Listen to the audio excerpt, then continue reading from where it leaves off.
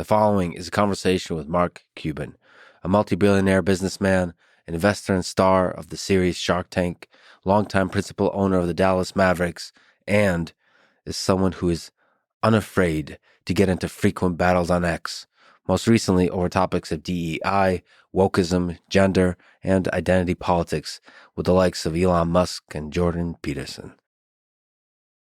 And now, a quick few-second mention of each sponsor. Check them out in the description. It is, in fact, the best way to support this podcast. We got listening to things like research papers, Cloaked for protecting your personal information, Notion for taking notes and collaborating on those notes with your team, 8 Sleep for naps, and Shopify for shopping or creating shops on the internets. Choose wisely, my friends. Also, if you want to work with our amazing team, we're always hiring, or if you just want to get in touch with me, go to lexfriedman.com/contact. And now on to the full ad reads. Never any ads in the middle. I try to make these interesting, but if you must skip them, please do check out our sponsors. I enjoy their stuff. Maybe you will too. This episode is brought to you by Listening, an app, a website that allows you to listen to academic papers, listen to a bunch of stuff. I think you can listen to emails, to websites, all of that. I haven't tried that aspect of it. I should probably to listen to emails. I wonder how that would work. They have a Chrome extension, but I don't think it's through the Chrome extension. Anyway, the way I use it, and I think the original use case, which I think is awesome, is listening to research papers. And this includes super, super technical papers or more narrative-driven philosophical papers. Like, for example, you can take the Turing paper on the Turing test. Obviously, the paper title is not the Turing test. I think it's called Computing Machinery and Intelligence. And of course, you can go to super technical papers, and I use it for that as well. I often do the following. I'll print out the paper because the haptic feedback of a sheet of paper is really powerful for me. So I'll take notes on that with a highlighter with a pen. I will also take notes on a PDF, and I will also listen to it over and over and over. So for me, the process of reading an academic paper is one that requires returning to it over and over and over again, unless I'm doing a quick skim. So for skimming, I can look at the PDF and quickly skim and then listen to certain parts that I find useful. So sometimes related work is really powerful because it summarizes in a nice way where the field stands. I'll listen to that. Sometimes the abstract is good to listen to. Sometimes the abstract introduction related work, jumping to the conclusion. If there's a methods in the paper, you listen to that. Anyway, I will basically use the listening function while I'm walking over to get some coffee or I'm going to run, and I'll listen to different parts of a paper to get a sense of what that paper contains and the main idea and so on that can build on. Or, as I said, to review a thing I've already returned to many, many, many times. And I have a large number of favorite papers that I've returned to many times. It's super easy to upload a paper. They have really nice AI voices that pronounce stuff well. And also just the at the sentence paragraph level, the kind of narration style they have is really, really nice. And obviously, as AI improves, they will keep improving. So jump on board now and enjoy this whole process. I highly recommend it. Normally, you would get a 2-week free trial, but listeners of this very podcast get 1 month free. So go to listening.com/Lex. That's listening.com/Lex. This episode is also brought to you by Cloaked. As I mentioned last time, it's a thing that I always thought and hoped would exist, and now I know it exists, and it is awesome. It's a platform that lets you generate a new email and a new phone number every time you sign up for a website, so you can hide your actual email and your actual phone number from the world. I think of it as a kind of privacy layer that protects you from the wild, wild west of the internet, where many, many services and companies desperately want your data and the contact, the way to contact you. So Cloaked allows you to take the power back, to give you some control of this relationship, to where your email remains a private email address. But this aspect of it is just a kind of super awesome feature. It's also a password manager, and I highly recommend you use a password manager. And so this is combined password manager and the ability to generate as part of the the usual generation of a new password when you sign up to a thing. It also generates emails and phone numbers. And soon I read, which is interesting, they can generate credit cards. Sometimes places require credit cards for sort of quote unquote free trial. So if they can actually pull that off, which I don't know how they're going to do, it's pretty awesome. And in general, I'm just a big supporter of companies innovating how to maintain people's privacy in this internet age where there's so much money to be made from people's data. So it's an interesting sort of technological and business challenge of how to protect the data. So hats off to Cloaked for doing a great job. Plus the interface I should mention is super nice, which is really important because the kind of sign up process to a new website should be effortless, and Cloaked doesn't get in the way. Go to cloaked.com/Lex to get 14 days free, or for a limited time, use code LEXPOD when you sign up to get 25% off an annual Cloaked plan. This episode is also brought to you by Notion, a note-taking app that I've been using forever, but they have awesome team collaboration tools. Man, it must be forever ago that I first saw Notion recommended to me, but it was always the cool kids that were using Notion. And when I started using Notion is the first time I really sort of deliberately updated my note-taking process to be more 21st century like. So I've used technology for the first time. So I'm really happy I did that. Obviously, now with the new wave of large language models, Notion is probably the best integration of large language models into the note-taking process that I've seen. It can do all kinds of stuff like summarize text. It can generate the first draft of text. It can do bullet points, all that kind of stuff. Now, for the team collaboration part, you can ask it questions about the stuff it knows, and it can look across all the documents, the notes, the wikis, the projects, and it can answer questions based on everything it knows across those documents. And it can generate sort of summaries and reports about those documents. So I think it's an incredible team collaboration tool in that regard.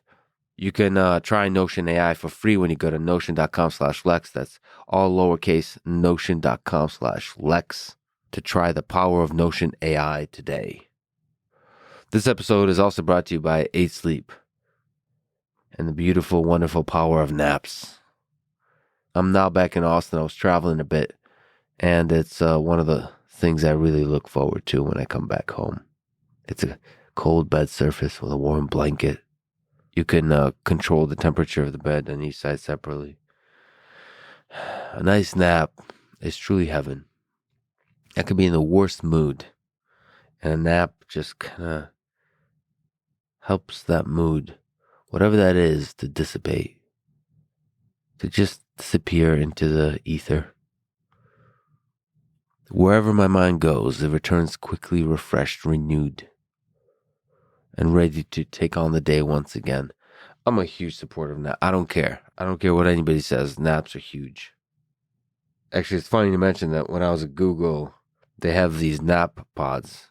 I'm sure a lot of tech companies have nap pods. I feel like Google invented the nap pod. But I think a lot of people weren't sort of confident enough or were a little bit embarrassed to use the nap pod.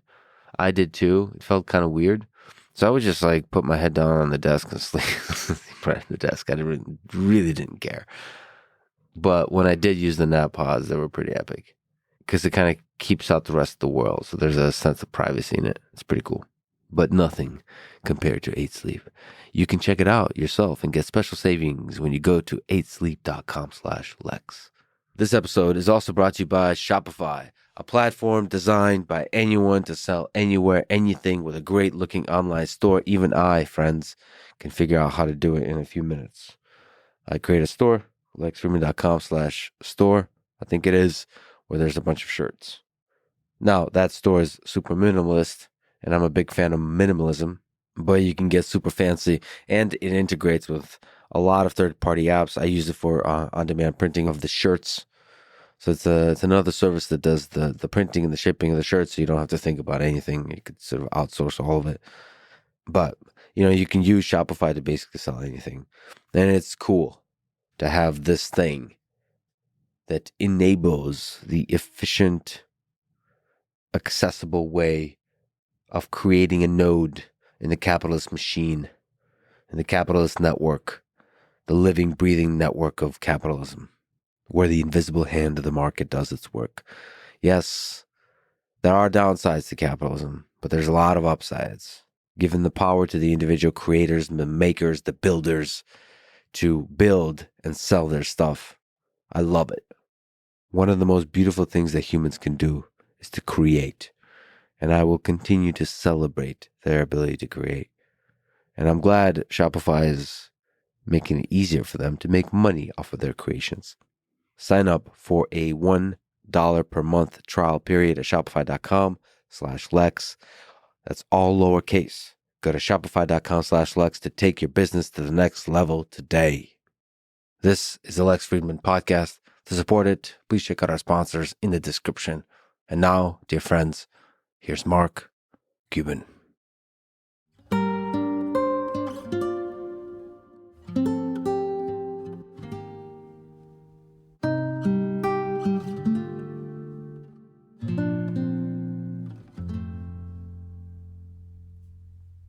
You've started many businesses, invested in many businesses, heard a lot of pitches privately and on Shark Tank.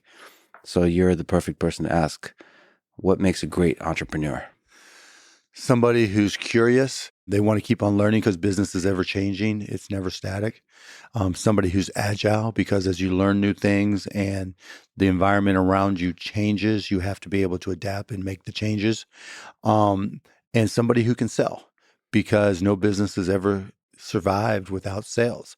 And as an entrepreneur who's creating a company, whatever your product or service is, if that's not the most important thing and you're just dying and excited to tell people about it, then you're not going to succeed. But it's also a skill thing. How do you sell? What do you mean by selling? Selling is just helping. I've always looked at it about putting myself in the shoes of another person and asking a simple question. Can I help this person? Can my product help them? From the time I was 12 years old, selling garbage bags door to door and just asking a simple question. Do you use garbage bags? Do you need garbage bags? Well, let me save you some time. I'll bring them to your house and drop them off. To, streaming. Why do we need streaming when we have TV and radio? Well, you can't get access to your TV and radio everywhere you go. So we kind of break down geographic and physical barriers and, cost plus drugs. What's the product that we actually sell? We sell trust. In a simplistic approach, we buy drugs and sell drugs, but we add transparency to it. And bringing transparency to an industry is a differentiation, and it helps people. Trust in an industry that's highly lacking in trust. Exactly. Okay, so what's the trick to selling garbage bags? Let's go back there. At 12 years old, is it just your natural charisma? I guess a good question to ask, are you born with it or can you develop it? Oh, you can definitely develop it. Yeah. Because selling garbage bags door to door was easy, right? Because 12-year-old Mark going, hi, my name is Mark. Do you use garbage bags? You know what the answer is going to be, right? Can I just drop them off for you, once a week whenever you need them? You just call and I'll bring them down? Sure. So that was easy. But I'm sure you've been rejected. Oh, yeah, of course. Not everybody says yes. What was your percentage? I don't remember, but it's pretty close to 100%. Oh, okay. Never. So that's why you don't remember. Yeah, right. Because who's going to say no to a 12-year-old kid who's going to save him time and money? But, typically in my career where I've started companies, it's to do something that other people aren't doing, whether it was connecting PCs and to local area networks and at Micro Solutions. And, the salesmanship was walking into a company and just saying, look, talk to me and I can help you improve your productivity and your profitability. Is that important to you? And the answer is obviously always yes. And then the question is, can I do the job and can I do it cost effectively? And so you didn't have to be a born salesperson to be able to ask those questions, but you have to be able to be willing to put in the time to learn that business. And that's the hardest part. I'm sure there's a skill thing to it too, in how you solve the puzzle of communicating with a person and convincing them. Yeah, there's skill from the perspective that I read like a maniac. Then now you can give me an example of any type of business and it'll take me 2 seconds to figure out how they make money and how I can make them more productive. And I think that's probably my biggest skill, being able to just drill down to what the actual need is, if any. And then, from there, being able to say, well, if this is what this company does and this is what their goal is, how can I introduce something new that they haven't seen before? And is that a business that I can create and make money from? So figure out how this kind of business makes money in the present, and then figure out, is there a way to make more money in the future by introducing a totally new kind of thing? Correct. And you can just do that with anything. Pretty much, yeah. And you think you're born with that? No, I worked at it because, going back to what I said earlier about curiosity, you have to be insanely curious because the world is always changing. My dad used to say, we don't live in the world we were born into, which is absolutely true. If you're not a voracious consumer of information, then you're not going to be able to keep up. And no matter what your sales skills or ability are, they're going to be useless. What'd you learn about life from your dad? You mentioned your dad. My dad did upholstery on cars, got up, went to work every morning at 7:00, came back 5 or 6, 7:00, exhausted. And I learned to be nice. I learned to be caring. I learned to be accepting. Just, qualities that I think he really tried to pass on to myself and my 2 younger brothers were just be a good human, and I think, he didn't have business experience. So as I got into business, he would just, say, sorry, Mark, I can't help you. I don't understand what you're doing. Neither one of my parents had gone to college. You've got to figure it out for yourself. But he was also very insistent that he worked at a company called Regency Products where they did upholstery on cars. And he would bring me there to sweep the floors, not because he wanted me to learn that business, because he wanted me to learn how backbreaking that work was. I mean, he lost an eye in an accident at work, a staple broke. And the only thing he wanted from my brothers and I was for us to never have to work like that, to go to college, to figure it out. You said to be nice. That said, you also said that when you were first starting a business, you were a bit more of an asshole than you wish you would have been. Absolutely. Yeah. Yeah. Because I was more of a yeller. I was, I didn't have, really? Yeah. Cuban? What you see on the sidelines, with me at a Mavs game, maybe a little bit, but I also didn't have any patience for somebody I thought wasn't using my kind of common sense, right? Because I was always on the go, go, go, go, go. Particularly when I was younger, just trying to be successful, trying to get to the point where I had independence. And I would tell this to people, either you're speeding up and getting on the train, or, we'll stop and drop you off at the next station, but let's go where you go.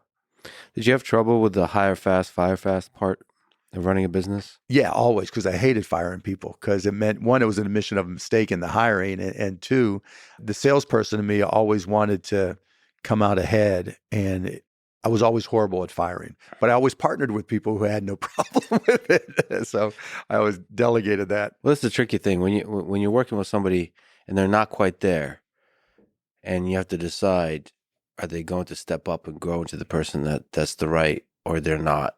Mm-hmm. And in that gray area is probably where you have to fire. It was hard. Yeah, for sure. Because, there is obviously a failure somewhere in the process.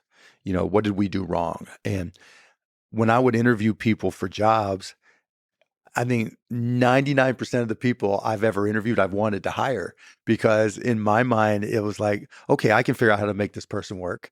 Right. And then they wouldn't. And then, people at the company would be like, Mark, you suck at this, And so I always delegated the hiring. Yeah. I mean, I'm the same. I see the potential in people. I see the beauty in people, and which is a great way to live life. But when you're running a company, it's a different thing. It's different. And you got to know what you're good at and what you're bad at, right? Yeah. I was good at, I was a ready, fire, aim guy. And I always partnered with people who were very anal and perfectionists, because where I could just go, go, go, go, go, go, they would keep me inside the baselines. They would do the due diligence. Or just, the detail work, the dot the I's and the cross the T's. What does it take to take that first leap into starting a business? That's the hardest part. It really depends on your personal circumstances. Like, I got fired. I was sleeping on the floor, 6 guys in a 3-bedroom apartment. So nice. I couldn't go any lower. So there was no downside. Yeah, there was no downside for me starting a business. And it was just like, I was 25 when we started Micro Solutions. And, I'd just gotten fired. And it was like, look, I'm a lousy employee. I'm going to just start going to some of my prospects that I had at my job and ask them to front the money that I needed to install some software, and found this company, Architectural Lighting, who put up $500 for me. That allowed me to buy software and have 50% margins. And, that's how I started my company. But like, by way of advice, would you say? I mean, it's a terrifying thing. Yeah. I mean, you've got to be in a position where you're confident. I get emails and approached by people all the time. What kind of business should I start? that tells me you're not ready to start a business, right? Either you're prepared and you know it or you don't. In the United States, with the American dream, everybody kind of always looks at themselves and say, okay, I have this idea, right? And then you go through this process of saying, okay, you talk to your friends or family, what do you think? And then almost always say, oh, it's a great idea, right? Then you go on Google and you say, oh my God, no one else is doing it, without thinking, 10 companies had gone out of business trying the same thing. But Yeah. okay, it's on Google. And then people stop, right? Because that next step means, okay, I have to change what I'm doing in my life. And that's not easy for 99% of the people. Some people look at that as an opportunity and get excited about it. Some people get terrified because it's, okay, maybe I'm comfortable, maybe I have responsibilities. And so whatever your circumstances are, if you want to take that next step, you have to be able to deal with the consequences of changing your circumstances. And that's the first thing. Do you save money? So you have, if you have a job, do you have a mortgage? Do you have a family? You got to save money. You can't just walk. They've got to eat and they've got to have shelter. But on the other side of the coin, if you've got nothing, it's the perfect time to start a business. Yeah, desperation is a good catalyst Yep. for starting a business. But in many cases, the decision, as you're talking about, you're going to have to make is to leave a job that's providing some degree of comfort already. So, and I suppose when you're sleeping on the floor and there's 6 guys, it's a little bit easier. It's really easy, right? Particularly when you get fired and you don't have a job, and you're looking at bartending at night to try to pay the bills. And so it wasn't hard for me, but to your point, it really comes down to preparation. If it's important enough to you, you'll save the money. You'll give up, whatever it is you need to give up to put the money aside. If you have obligations, you'll put in the work to learn as much as you can about that industry so that when you start your business, you're prepared. And you can always, at night, on weekends, whenever you find time, lunch, start making the calls to find out if people will write you a check, or transfer you the money to buy whatever it is you're selling. And by doing those things, you can put yourself in a position to succeed. It's where people just think, okay, Geronimo, I'm leaping off the edge of a cliff and I'm starting a business. That's tough. But sometimes that's like the way you do it, though. There's always examples of any situation or scenario, right? But I mean, anecdotal evidence for everything. Yeah, but if you're going into a new business, you're going to have competition unless you're really, really, really, really, really lucky. Yeah. And that competition is not going to just say, okay, let Lex or Mark just kick our ass. Yeah. And so you've got to be prepared on how you're going to deal with that competition. Well, what do you think that is about America that has so many people who have that dream and act on that dream of starting a business? I think we've just got a culture of consumption and more, and to get more, you've got to, creating a business gives you the greatest potential upside and the greatest leverage on your time. But it also creates the most risk. So that capitalist machine, there's a lot of elements. By contrast, the respect for the law, like an entrepreneur can trust that if they pull it off, the law will protect them. There won't be a government. Hopefully that's still the case. Yeah. Well, yeah. There's always us versus other countries. Yes. Right. Yeah. So us versus other countries, like Joe Biden of all people said to me, it was at an entrepreneurship conference that when he was vice president, he had put together, and we had gone up there from a bunch of us from Shark Tank to talk to young entrepreneurs from around the world. And he said to me, Mark, the one thing that separates, I've been to every country around the world, and the one thing that separates us is entrepreneurship. We're the most entrepreneurial country in the world, and there's no one else who's even close. And when you look at the origin of our the biggest companies in the world, for the most part, there's an American origin story somewhere behind there. And I think, that just gets perpetuated on itself. We see those Horatio Alger stories. We see examples of the Jeff Bezos of the world, the Steve Jobs of the world. And those are the types of people we want to copy. Yeah, we want to be really careful and try to really figure out what that is, because we don't want to lose that. For sure. We want to protect it, whatever, and that's a lot of the discussions about what's the right way to do government, big government, small government, what's the right policies, but also culture, like who we celebrate. One of the things that troubles me is that we don't enough celebrate the entrepreneurs that take risks and the entrepreneurs that succeed. It seems like success, especially when it comes with wealth, is immediately matched with distrust and criticism and all that kind Yeah, of stuff. it's changing for sure because, you can go back just 12 years, right? Traditional media dominated, let's just say through 2012.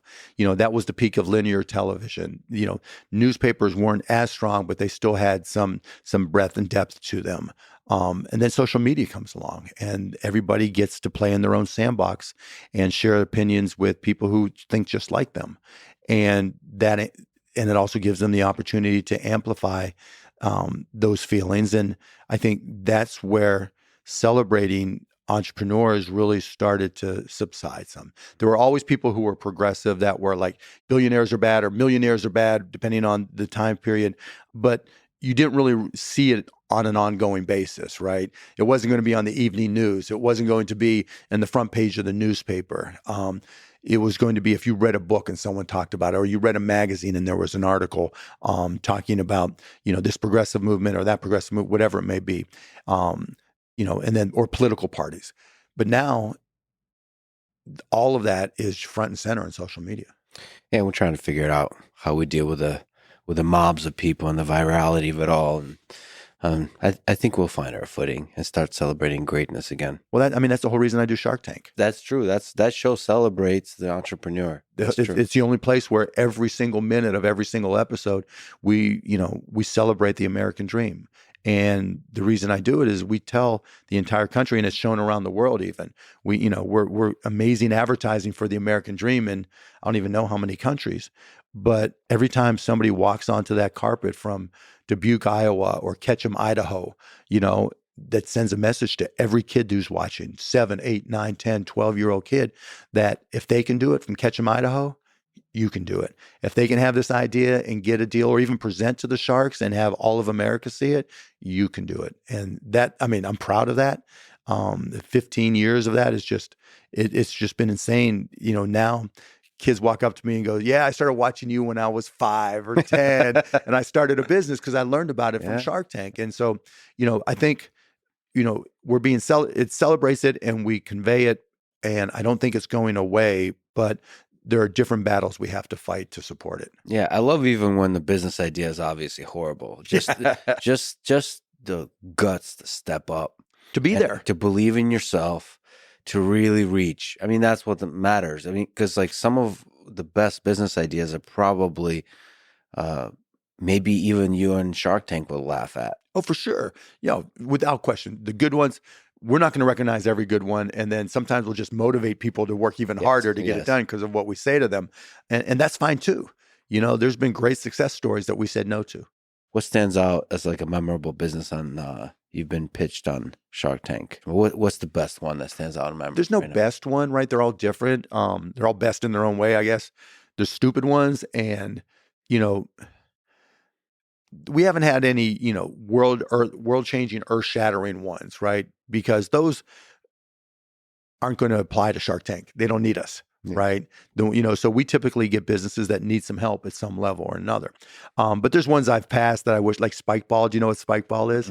So it's this rebounding net that you can put on the beach and you have these yellow balls and you play a game of, it's just a competitive game, but they're killing it. So if you go to beaches in New York or LA, you'll see kids playing it all the time. And it was a fun game that I wish I had done a deal with. There's been others. And you passed. And I passed. They were getting some traction and they wanted to create leagues, spike ball leagues, and they wanted me to be the commissioner.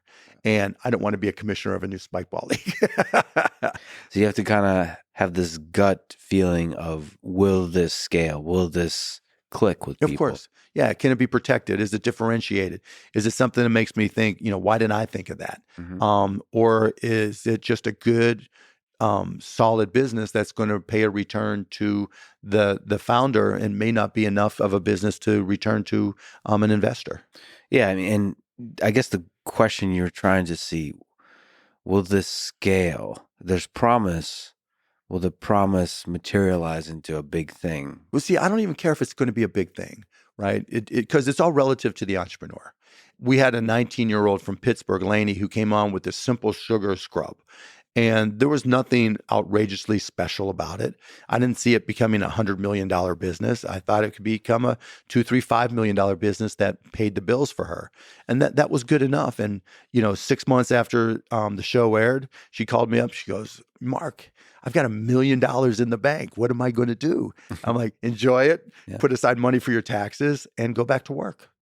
And so it doesn't have to be a huge business. It's just got to be one that makes the entrepreneur happy. But then there's the valuation piece. I mean, right?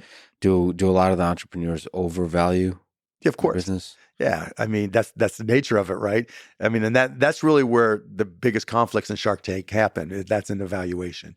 They think this is the best business ever. We had one lady, couple that came on, and they had this scraper for cats' tongues, right? Nice. Bizarre. One of the most bizarre pitch ever. I love it. And they had this insane valuation, and it was on because it was corny and fun TV, not because it was a good business. Oh, really? Okay. You didn't see the potential. No. Yeah, none. There's a lot of cats in the world, Mark. Yes, there are. And they'll go do very well without me. So how do you determine the value of a business, whether it's on Shark Tank or just in general? It's actually really easy, right? So if you take, just to use an example, a business that's valued at $1 million, and I want to buy 10% of that company for $100,000. Then in order for me to get my money back, they've got to be able to generate $100,000 in after-tax cash flow that they're able to distribute. Can they do it or can they not? Right? And if it's a $2 million valuation, whatever the valuation is, that's how much cash, after-tax cash, they have to generate to return that money to investors. Or the other option is, do I see this as business potentially having an exit, right? Do they have some unique technology, or do they have something specific about them that some other company would want to acquire? Then the cash flow isn't as not, I don't want to say important, but isn't going to guide the valuation. And how do you know if a company is going to be acquired? So it's the technology, like the patents, but also the team. It could be any of the above, right? It could be a super products company that I think is going to take off. And how do you know if they can generate the money? What's the? You made it sound easy, Yeah, I mean, can the person sell? And if not them, can I do it, or someone on my team do it for them? So you're looking at the person. Yeah, for sure. Yeah. That's where Barbara Corcoran's the best. She can look at a person and hear them talk for 20 minutes and know, can that person do the job and do the work? Can you tell if they're full of shit or not? So one of the things with entrepreneurs, they're kind of, like we said, overvaluing. So they're maybe overselling themselves, but also they might be full of shit in terms of their understanding of the market, or also or exaggerating what they're thinking do, all that kind of stuff. Can you see through that? Yeah, for sure. Just by asking questions, so if they are delusional at some level or misleading at another level, I'm gonna call them on it. So you get people trying to sell supplements that come on there and it's a cure for cancer or whatever it may be, or there's this latest fad that increases your core strength without doing any exercises.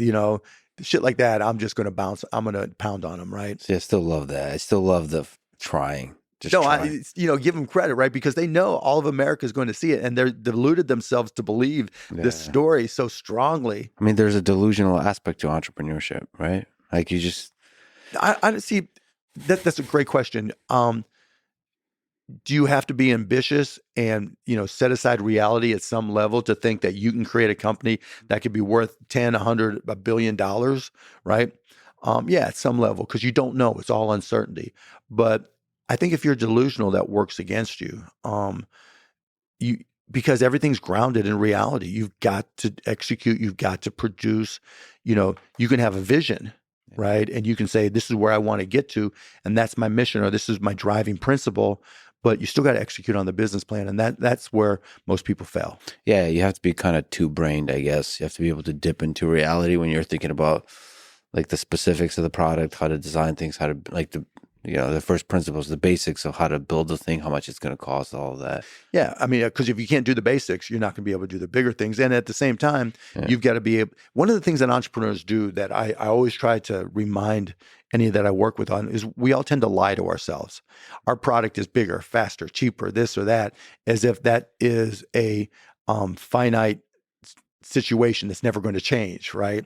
And there's always somebody, I call them leapfrog businesses. There's whoever's competing against you, if you do A, B, or C, they're going to try to do C, D, and E, right? And you better be prepared for that to come, because otherwise they're out of business too. So you're never in a vacuum. You're always competing against sometimes an unlimited number of entrepreneurs that you don't even know exist, who are trying to kick your ass. And the tricky part of all this too is you might need to frequently pivot, especially in the beginning. Hopefully not. So you think like in the beginning, the product you have should be the thing that carries you a long time. Yeah, because I mean, that's your riskiest point in time, right? And so if you've done your homework, which includes going out there and testing product market fit, you should have confidence that you're going to be able to sell it. Now, if you didn't do your homework and you go out there and you sell whatever it is, then and you've raised money or whatever, just to pivot, you've already shown that you haven't been able to read the market. And so it's not that pivots can't work and always don't work. They can, but more often than not, they don't. You pivot for a reason. That's because you made a huge mistake. Well, I also mean like the micro pivots, which is like iterative development of a thing. Just iterations. Yeah. Yeah. Entrepreneurship, having any business, is just continuous iteration, continuous. Your product, your sales pitch, your advertising, introducing new technology. How do you use AI or not use AI? Where do you use it? What person's the right person?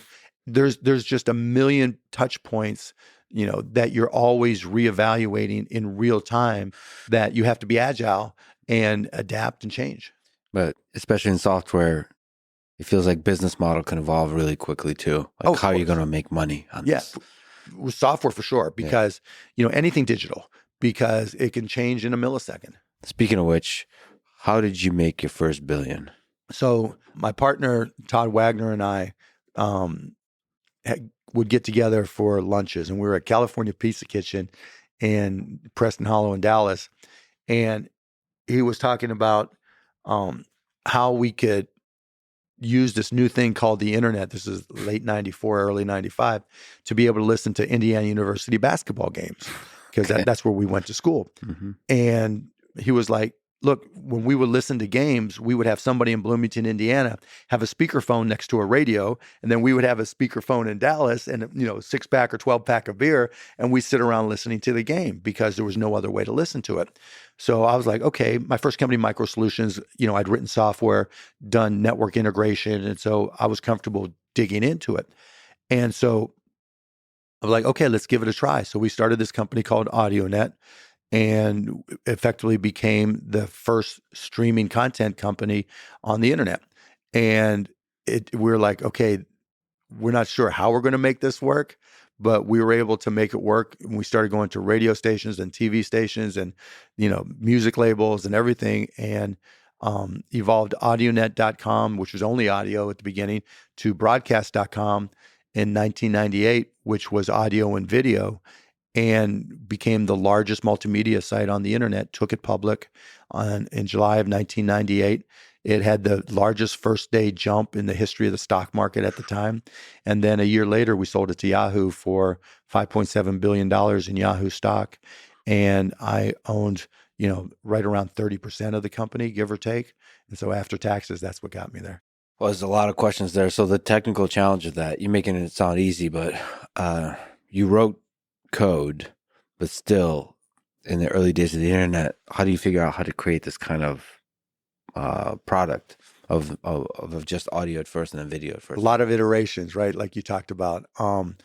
We started in the second bedroom of my house, set up a server. I got an ISDN line, which was a 128K line, and downloaded Netscape server, and then started using different file formats that were progressive loading and allowing people to connect to the server and do a progressive download so that the audio, you can listen to the audio while it was downloading onto your PC. Yeah, was it super choppy? So you were trying to figure out how to do it? For sure. It would buffer. It wasn't good, but it was a start. But still was good enough because it's the first kind of... Yeah, because there was no other competition, right? There was nobody else doing it. Yeah. And so it was like, okay, I can get access to this, or this.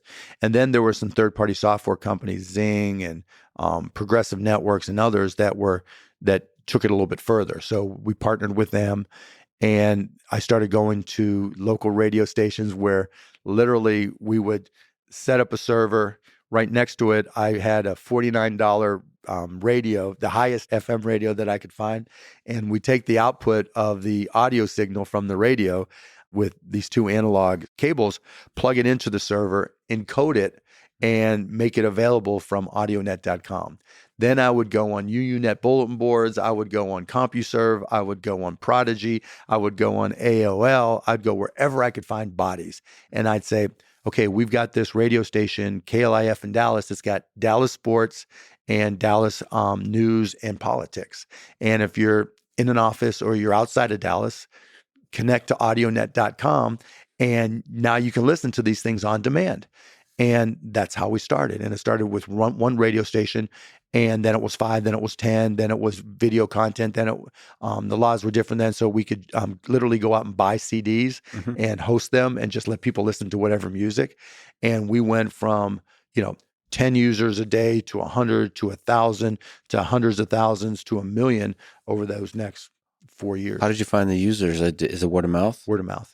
Just word of mouth. Didn't spend a penny on advertising. So the thing you were focusing on is getting the radio stations and all. Well, that. radio and TV, anything, any content at all. Did you pick up the phone? What'd you do? I would wherever I could, like everything that was public domain, I'd go out and buy a video or a cassette, whatever it was, And this was before the DMs, the Digital Millennium Copyright Act of 97, whenever it kicked in. So literally anything that was audio, we would put online so people could listen to it. Yeah. And if you think about somebody at work, they didn't have a radio most likely. And if you did, you couldn't get reception. Definitely didn't have a TV, but you had a PC and you had bandwidth available to you. And the companies weren't up on firewalls or anything at that point in time. So our in-office listening, during the day, just exploded because whoever's sitting next to you, what are you listening to, right?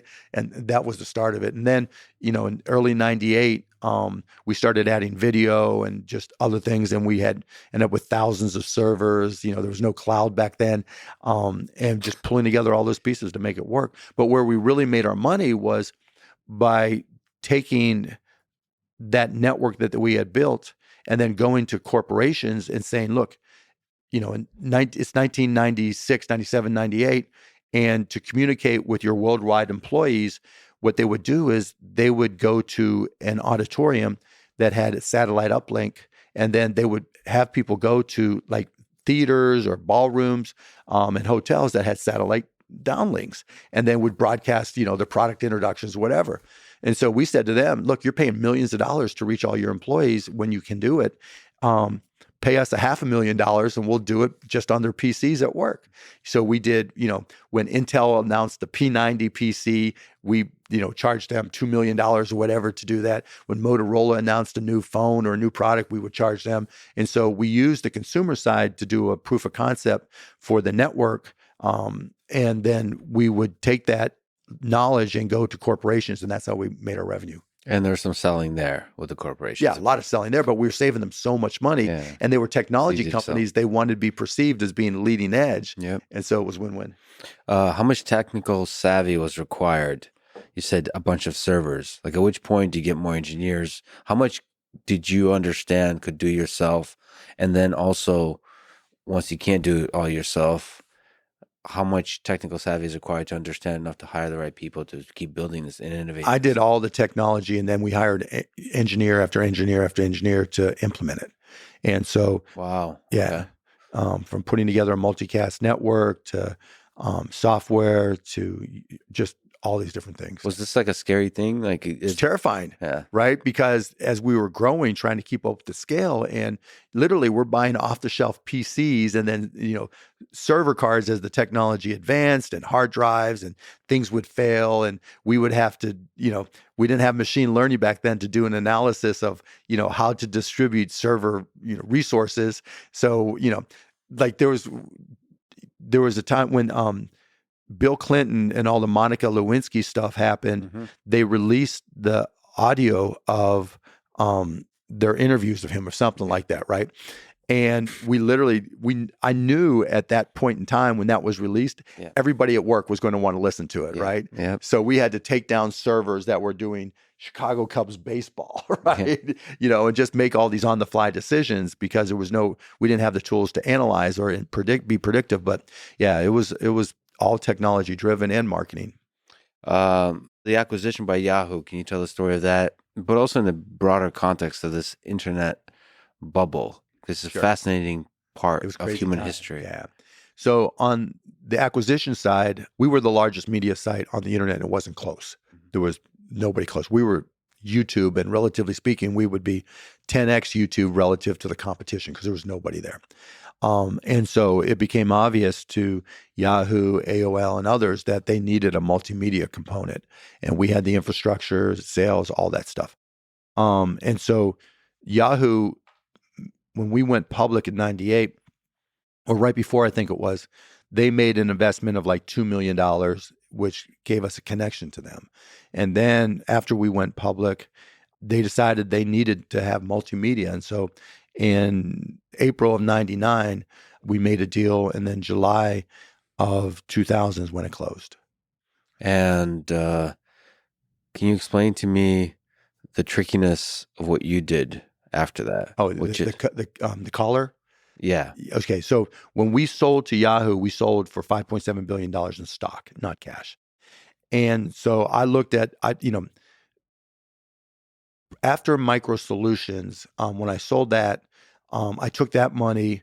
And initially I told my broker I wanted to invest like a 60-year-old man because I wanted to protect it. Yeah. But then he started asking me all kinds of questions about all these technologies that I understood, like networks I had installed. We had become one of the top 20, let's say, systems integrators in the country. At one point in time, we were the largest IBM token ring installer in the country. It was crazy, right? Banyan, name blast from the past. I mean, so anyway, so these Wall Street bankers or analysts rather, that were the big analysts of the time would call me up because they would ask my broker, what does he know about this product, And I knew them all, what was working and not working, right? And so the ones that worked, I say that it's working. I see the stock. They say something, the stock would go up $20, right? So I'm like, well, and my broker's like, you know this better than they do. You need to invest. So I started buying and selling stocks, and this was in 1990, and was just killing it. I was making 80, 90, 100% a year over those next 4 years, to the point where a guy came in and asked to use my trading history to start a hedge fund, which we did, and I sold within 9 months. It was great, right? But the point being, as it goes forward, so when we sold to Yahoo, I already had a lot of experience trading stocks, and I had seen different bubbles come and go. A bubble for PC manufacturers, a bubble for networking manufacturers. They went up, up, up, up, up, and then they came straight down after the hype, or somebody just leapfrogged. And so when we sold to Yahoo, I was like, I've got a B next to my name. Mm-hmm. That's all I need or all I want. I don't want to be greedy. And I'd seen this story before where stocks get really frothy and go straight down. And I knew that because of what I had was in stock, I needed to find a way to collar it and protect it. So understanding stocks and trading and options and all that, my broker and we went and shorted an index that had Yahoo in it. And so the law at the time was you couldn't short any indexes that had more than 5% of that stock in it, right? Mm-hmm. That of any one of the Yahoo stock. And so I took pretty much $20-some million, everything I had at the time, and I shorted the index. This is fascinating, by the way, because it's based on your estimation that this is a bubble. Or just mine not wanting to be greedy. Sure. So the foundation of this kind of thinking is you don't want to be greedy. Yeah. I mean, how much money do I need, right? Yeah. Where other people were saying, oh, I think it can go up higher, higher, higher. I was like, I went on CNBC and I told them what I had done, and they were like, and Yahoo stock had gone up significantly from the time I had collared. And one of the guys, Joe Kernan, was on there. Don't you feel stupid now that Yahoo stock has gone up, X% more? I'm like, yeah, I feel real stupid sitting on my jet. Yeah. But there is some fundamental way in which bubbles are based on this greed. Oh, this for sure. Greed. Yeah. And I'd seen it before, right? Like I just said. And so what I did was we put together a collar where I sold calls and bought puts. And as it turned out, when the market just cratered, I was protected. And, over the next 2, 3 years, whatever it was, it converted to cash, paid my taxes, et cetera.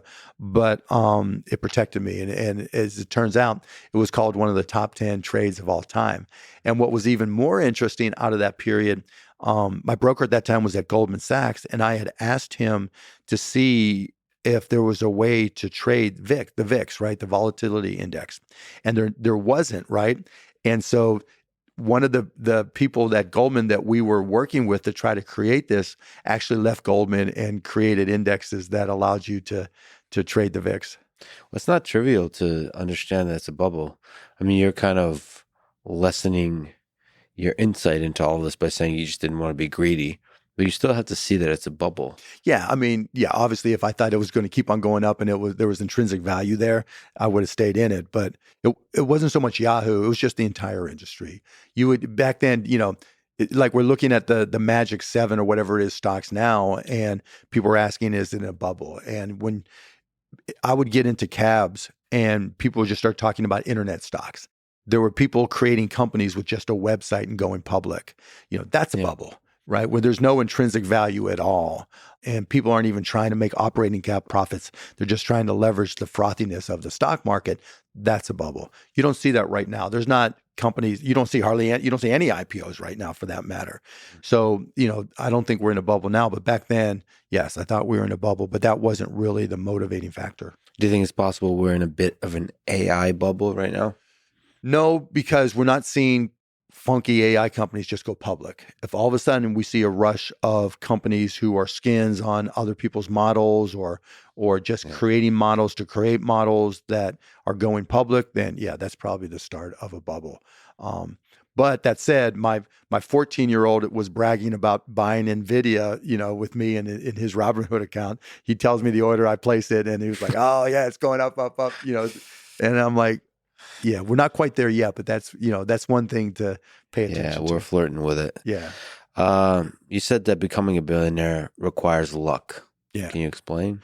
Yeah. I mean, there's no business plan where you can just start it and say, yeah, I'm definitely going to be a billionaire. You can, if I had to start all over, could I start a company that made me a millionaire? Yeah, because I know how to sell and I know technology and I've learned enough over the years to do that. Could I make 10 million? Probably. 100 million? I hope so. But $1 billion, just something good has got to happen. Timing, internet stock market was going nuts right when we started, and that certainly I couldn't predict or control. It's like AI right now. AI's been around a long, long, long, long time. And the NVIDIA processors, or GPUs rather, you couldn't predict that now's the time that they were going to get to that cost effectiveness where, you could create models and train them. And although it's expensive, it's still doable.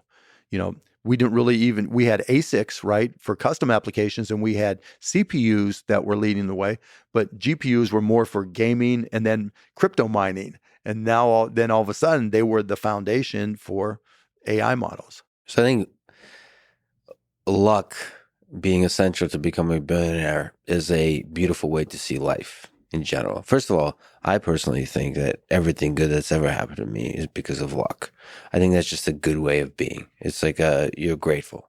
That said, there's some examples of people that you're like, they seem to have gotten lucky a lot. Mm-hmm. We mentioned Jeff Bezos. Uh-huh. It seems like he did a lot of really interesting, powerful decisions for many years with Amazon to make it successful. But he was really able to raise money, right? A lot of money, and people were really dismissive of him because they weren't they weren't profitable, and we were in an environment where it was possible to raise that money.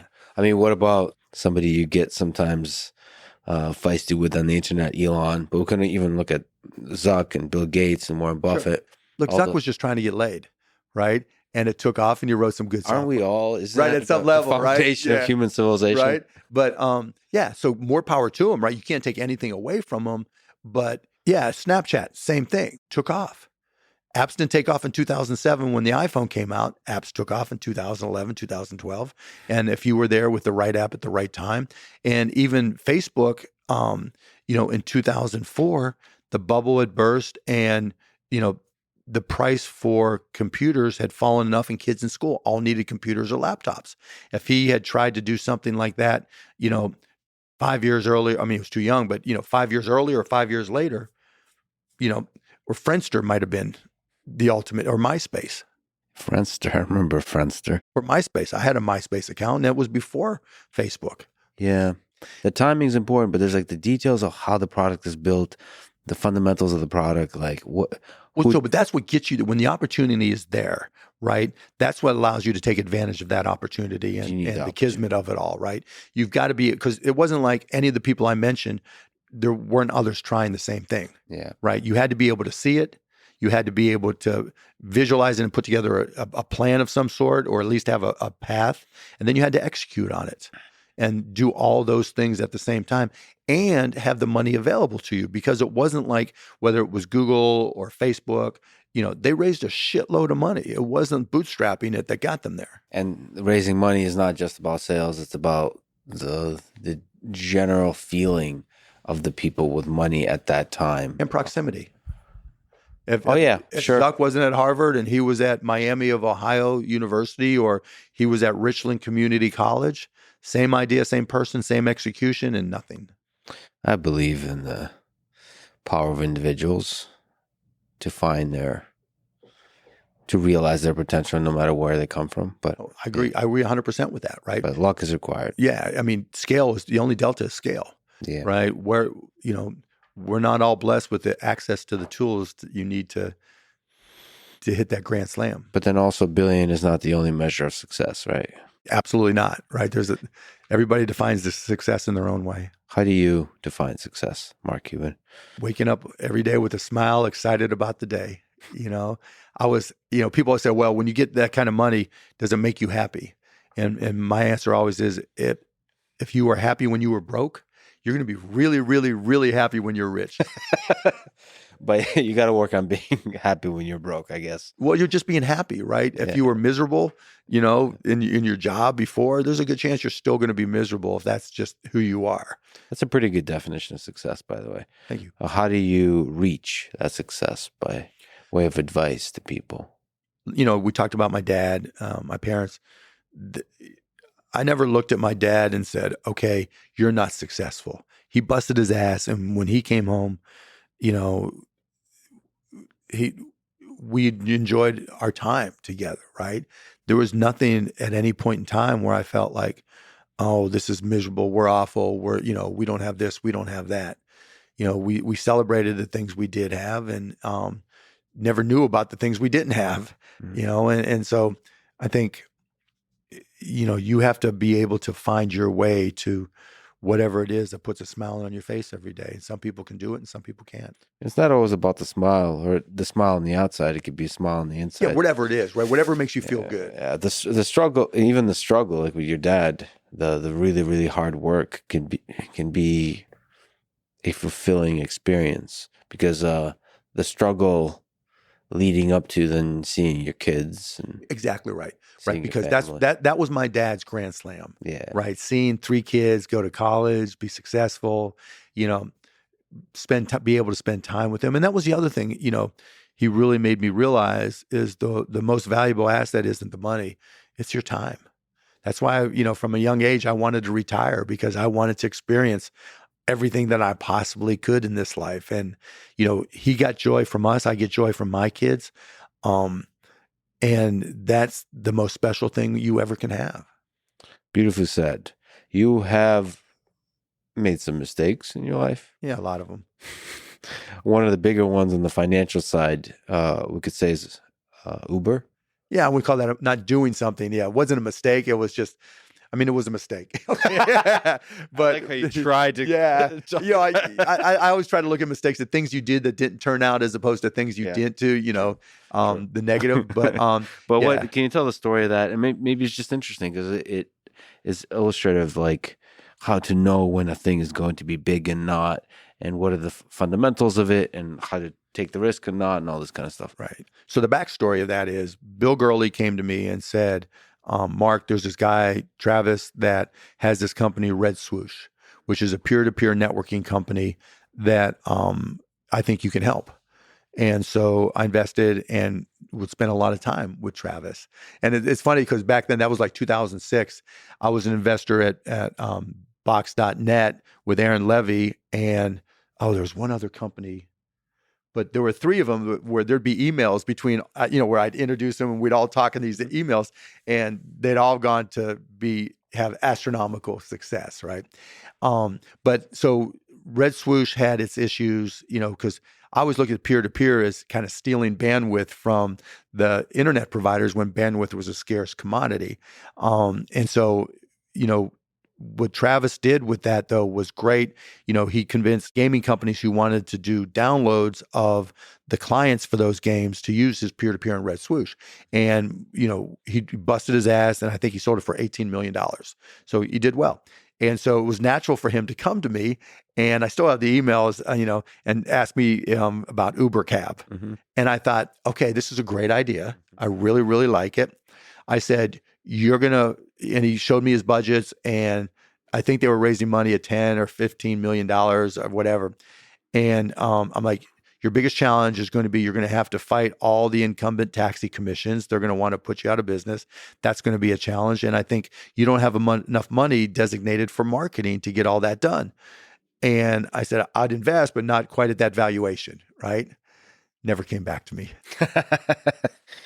Yeah, I mean, there's some lessons there connected to what you're doing now. We'll talk about it. Cost plus drugs. It's like looking at an industry that seems like there's a lot of complexity involved, but it's like hungry for revolution. For sure. And the cabs are that. Yeah, for sure. Right. They were dominated by an insulated few. They were not very transparent. You didn't know the intricacies.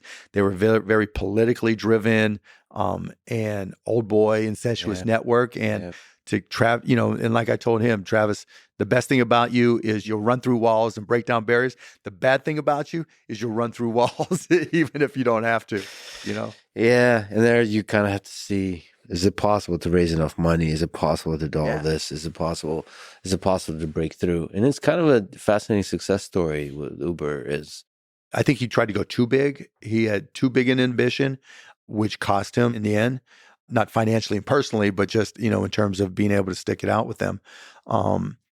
But, that's what makes him a great entrepreneur. Well, it's a fascinating success story. You have like certain companies like Airbnb just kind of go into this thing that we take completely for granted and change it all. Just change it all. And Belinda Johnson, who worked as our general counsel at broadcast.com, was Brian's GC and chief operating officer.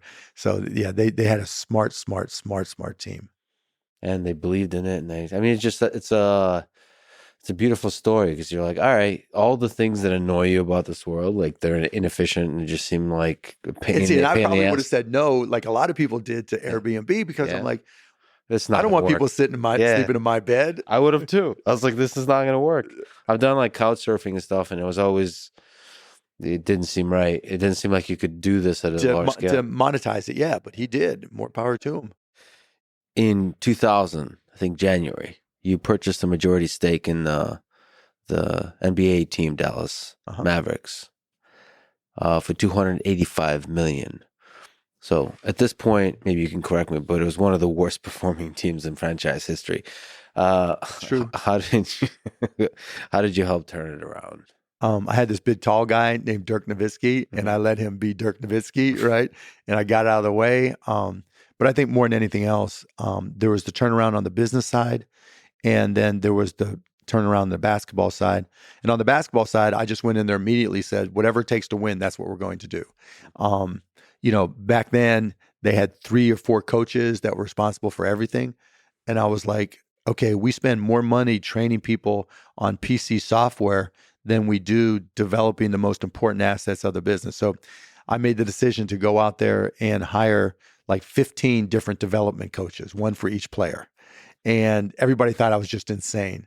But, it sent the message that we were going to do whatever it took to win. And once the guys believed that, winning was the goal as opposed to just making money, attitudes changed, effort went up, and, the rest is history. So the assets of the business here are the players. The players. Yeah, for sure. And then on the business side, the first question I asked myself is, what business are we in?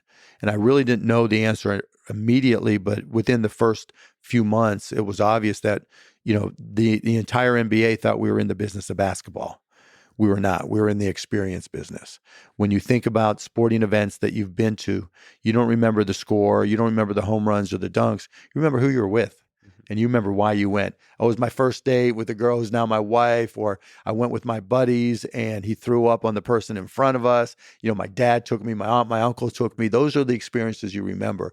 And once I conveyed to our people that this is what we were selling, that what happened in the arena off the court was just as important as what happened on the court, if not more so.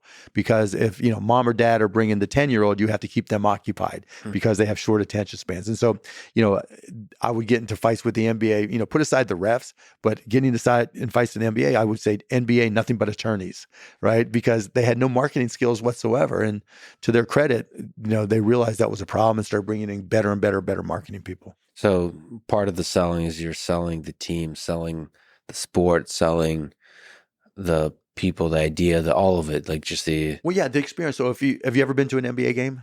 Miami Heat. Do you remember walking into the arena and you feel the energy, right? That's what makes it special. Yeah, the energy is everything, especially playoff games. Right, for sure, right? And even a regular season game, right? Even against the worst team, that's where we get, because the tickets tend to be a little bit cheaper on the resale market, that's where parents will bring their kids. And so you hear kids screaming the entire game. And the parents are thrilled to death, right? They got to do something with your kids. The kids are thrilled to death because they got to see basketball, an NBA game, and scream at the top of their lungs. And, if it turns out to be a close game and that ball's in the air, and if it goes in, everybody's hugging and high-fiving people you've never seen before in your life. And if it misses, you're commiserating with people you've never seen before. That's such a unique experience that's unique to sports. And we never sold that. And that's exactly what we started selling. I have to say, just going to that game turned me around on basketball because I'm more of a football guy. So basketball wasn't like the main sport. I was like, oh, wow, okay. It's fun. The and energy it's different, was just right? Yeah, the energy in a stadium is completely different than the energy in an arena. You can, in the stadium, particularly if it doesn't have a roof, it's hard to bottle that energy. You feel it and you see, like I'm from Pittsburgh, so there's the terrible towels and people screaming defense and everything at Steelers games. But in an arena, the energy level is just indescribable. So how much of it is the selling the tickets in person, but also versus what you see on TV? So when you're owning a team, do you get any of the cut for what's shown on TV? Yeah. So there's a TV deal that's done with either a local TV broadcaster, and we get all of that, or a network broadcaster like ABC, ESPN, TNT, whatever, and then we get 1/30 of that. So what role does the TV play in turning a team? It keeps fans connected. Look, when a team is doing really well, it's easy, right? There's more viewers, everybody's more excited, and when you're not, it's there's still going to be hardcore fans and general fans and kids that like to watch the game. What about the personality of the people in the stands? Clearly you're part of the legend of the team because you're literally there going wild. Screaming the whole game, right? Yeah, it's funny, the way I am here is how I am, 24 hours a day, unless there's a Mavs game. Yeah. And for whatever reason, that's where I let out all that stress and frustration. But yeah, it's not so much the fans, the sixth man, right? We need fans to bring that energy, and, amplifying that as much as we can is important. You've had a beef recently on Twitter, on X, with Elon over DEI programs. What to you is the essence of the disagreement there? I wouldn't call it a beef, right? It's a bit of fun. Yeah, it's fun for me, right? I just, it's his platform. He gets to run it any way he pleases. He pays for that right. And so I have total respect for whatever choices he makes, even if I don't agree with them. But because it's his platform, people are less likely to disagree with him, particularly somebody who's got a platform themselves. And so when we start talking about DEI and it's just de facto racist and this stuff that I just think is nonsense, I have no problem, sharing my opinion. And if he disagrees, okay, he can disagree. I don't care, and it's fun to engage, but he doesn't really engage. He just comes back with snark comments, which is, his choice. Yeah, you in your comments, well, you do a bit of snark too, but Yeah, a little bit. but you're pretty, let's say, rigorous in your response. So there is some exchange of ideas. There's some snark. There's some fun, all that kind of stuff, and you do voice the opinion that represents a large number of people, and it's great. I mean, that's what's it's really beautiful. But just lingering on the topic, what to you is the good and the bad of DEI programs? Really simple, right? D is diversity. And that means you just expand your pool of potential applicants to people who you might not otherwise have access to. To look where you didn't look before, to look where other people aren't looking for quality employees. That's simple. And the E in equity means when you hire somebody, you put them in a position to succeed. The I inclusion is when you've hired somebody and they may not be typical, if you will, right? You show them some love and give them the support they need so they can do their job as best they can and feel comfortable and confident going to work. It's that simple. So that's a beautiful ideal. When it's implemented poorly, perhaps, or in a way that doesn't reach that ideal, do you see maybe when it's quota-based, do you see that it can result in essentially racism towards Asian people and white people, for example? There's a lot to unpack there, right?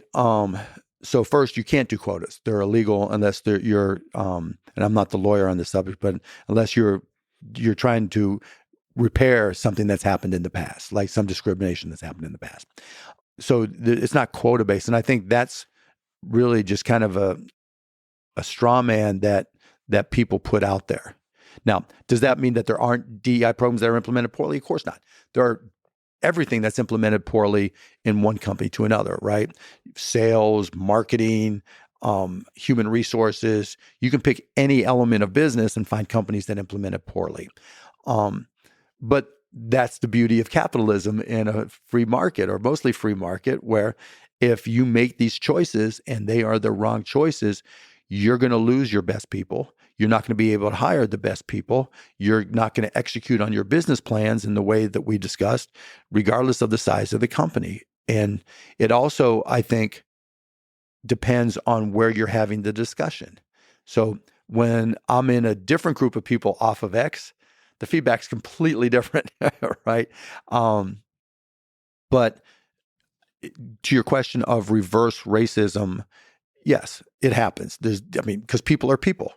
There's no human being that is 100% objective. And it's also, there's very, very, very few jobs that can be determined on a purely quantitative basis, right? How do you tell one janitor from the other? Who's the best, right? How do you tell one salesperson that you're hiring versus another you're hiring? Because they haven't sold your product yet. So you don't know. We talked earlier about firing people because you made mistakes. And, yes, there's discrimination against any group, white, Asian, black, green, orange, whatever it may be. But I truly believe that there's far more discrimination against people of color than there are people who are white. And I think it's become a straw man that reverse discrimination because of DEI is prevalent or near ubiquitous. Well, much of American history was defined by intense radical racism and sexism. Mm-hmm. But in the recent years, there was a correction. And I think the nature of the criticism is that there's an overcorrection where DEI programs at universities and companies are often, when they're not doing their job well, are often hard to criticize, because when you criticize them within the company or so on, they have a very strong immune system where if you criticize a DEI program, it seems like it's very easy to be called racist. And if you're called racist or sexist, that's a sticky label. So you're getting into the culture of organizations, right? And leadership within organizations, and accepting any type of criticism, put aside DEI. When I criticized the referees in the NBA, I got fined, right? That was their option. I knew what I was getting into, right? Not that they're completely analogous, but it's cause and effect. If I'm in a major company and I'm publicly criticizing or even internally criticizing a sales plan or a product, our product sucks, right? Where like there was a Google engineer that got fired for saying, Google had AGI, right? And nobody believed they did, and they knew that created problems. It wasn't DEI related, but it was, saying something publicly that was in the CEO's eyes to the detriment of the company, right? So I think those are all analogous. If you're trying to accomplish something within an organization because you think there's a problem and there's people speaking out saying, look, we're getting it wrong. I think I'm a victim of all this, and the company, right? Then leadership has got to make a decision. Do they agree or not agree? Are they right or are they wrong? Is it to the positive? Is it positive or negative to the company? And you decide. So this conversation that conservatives are being silenced in organizations now. I haven't seen it. I've talked to, and then the other side of your question, I think unpacking it is what's driving all this. Put aside universities for one. In corporate America, when I talk to people in corporate America about DEI, they always start talking about ideology, right? And like I've talked to Bill Ackman, who you've had on, right? And when I asked him, well, Bill, you run your own companies. Who's telling you what to do? They are. Who's they? Well, it's the universities, the people who have this ideology of DEI. I'm like, did they force you? Did they coerce you? Did you lose control of your company? No, it's not me. It happens to other people. Then I talk to other people. Same thing. So I get, try not to go one-on-one in Twitter conversations on this topic. So in the DMs, I'll talk to people who are really conservative, and I'll ask the same question. And be like, well, who's forcing you to do this? Well, it's the ideology that's everywhere. You see it. Didn't you see the Harvard thing, in University of North Carolina? I'm like, I've never had anybody try to push me in this direction to do this. This was my business choice. I'm not trying to tell other people you have to do this. You make your own business choices. And so where companies have made their business choices, and if somebody doesn't feel confident or comfortable with it, they may feel they're being discriminated against. There was something I just read in the Wall Street Journal where the Wall Street Journal had a company interview 2 million people, right? And the difficulty in firing, and how people, when they were fired, 40% of the people who were fired felt like it was wrong that they were doing a great job. Yet then it talked about the HR person going through the hassle of trying to explain to this person through performance reviews that they weren't doing a good job. Yet the people still thought they were doing a great job despite being told they're not doing a good job, right? So I see that as being analogous to all this, this huffing and puffing about reverse discriminations and conservatives not being able to speak up, because if 40% of people who have been fired don't believe they should have been fired, there's a disconnect somewhere in how you think you're doing your job. And if you just feel like I can't speak up because of it, because of you're white and that doesn't comport well with DEI programs, a lot of things are going to happen, right? Either that's going to come up in your performance review, HR or your boss is going to have to address it in some way. It's going to get to HR at some level, and then decisions are going to have to be made. And you can't just fire somebody because they spoke up, right? Somebody's going to have to communicate with you. And so I think a lot of, I just don't trust the supposed volume that people say it's happening at versus everything I've read and seen. And when I talk to people in positions of authority within organizations and ask them who's forcing them, to implement these ideologies, nobody says yes, that there is somebody. But on Twitter, it sounds great. It is true for conservatives, but in general, you can sell books, you can get likes. Yes. When you talk about this ideology, and there's a degree to which is this woke ideology in the room with us right now? Meaning like it's this boogie monster that we're all kind of... or is it a positive? I guess another way to say that is they don't highlight a lot of the positive progress that's been made in the positive version of the word woke in terms of correcting some of the wrongs done in the past. So, but that said, if you ask people in Russia, a lot of them will say there's no propaganda here, there's no censorship and all that kind of stuff. It's sometimes hard to see when you're in it that this kind of stuff is happening. It does seem difficult to criticize DEI programs, not horribly difficult, terrible. They're this monster that infiltrates everything, but it is difficult and it requires great leadership. So where have you criticized it and been condemned? Academic or academic? Yeah. Okay. Academic. Let's 2 different worlds. Companies and academic. Yeah. 2 different worlds. But I also think it's not. I really want to point my finger at the failure of leadership, of basically firing mediocre people, like people that are not good at their job. The problem to me is DEI defense mechanism, like immune system, is so strong that the shitty people don't get fired. So the vision, the ideal of DEI is a beautiful ideal.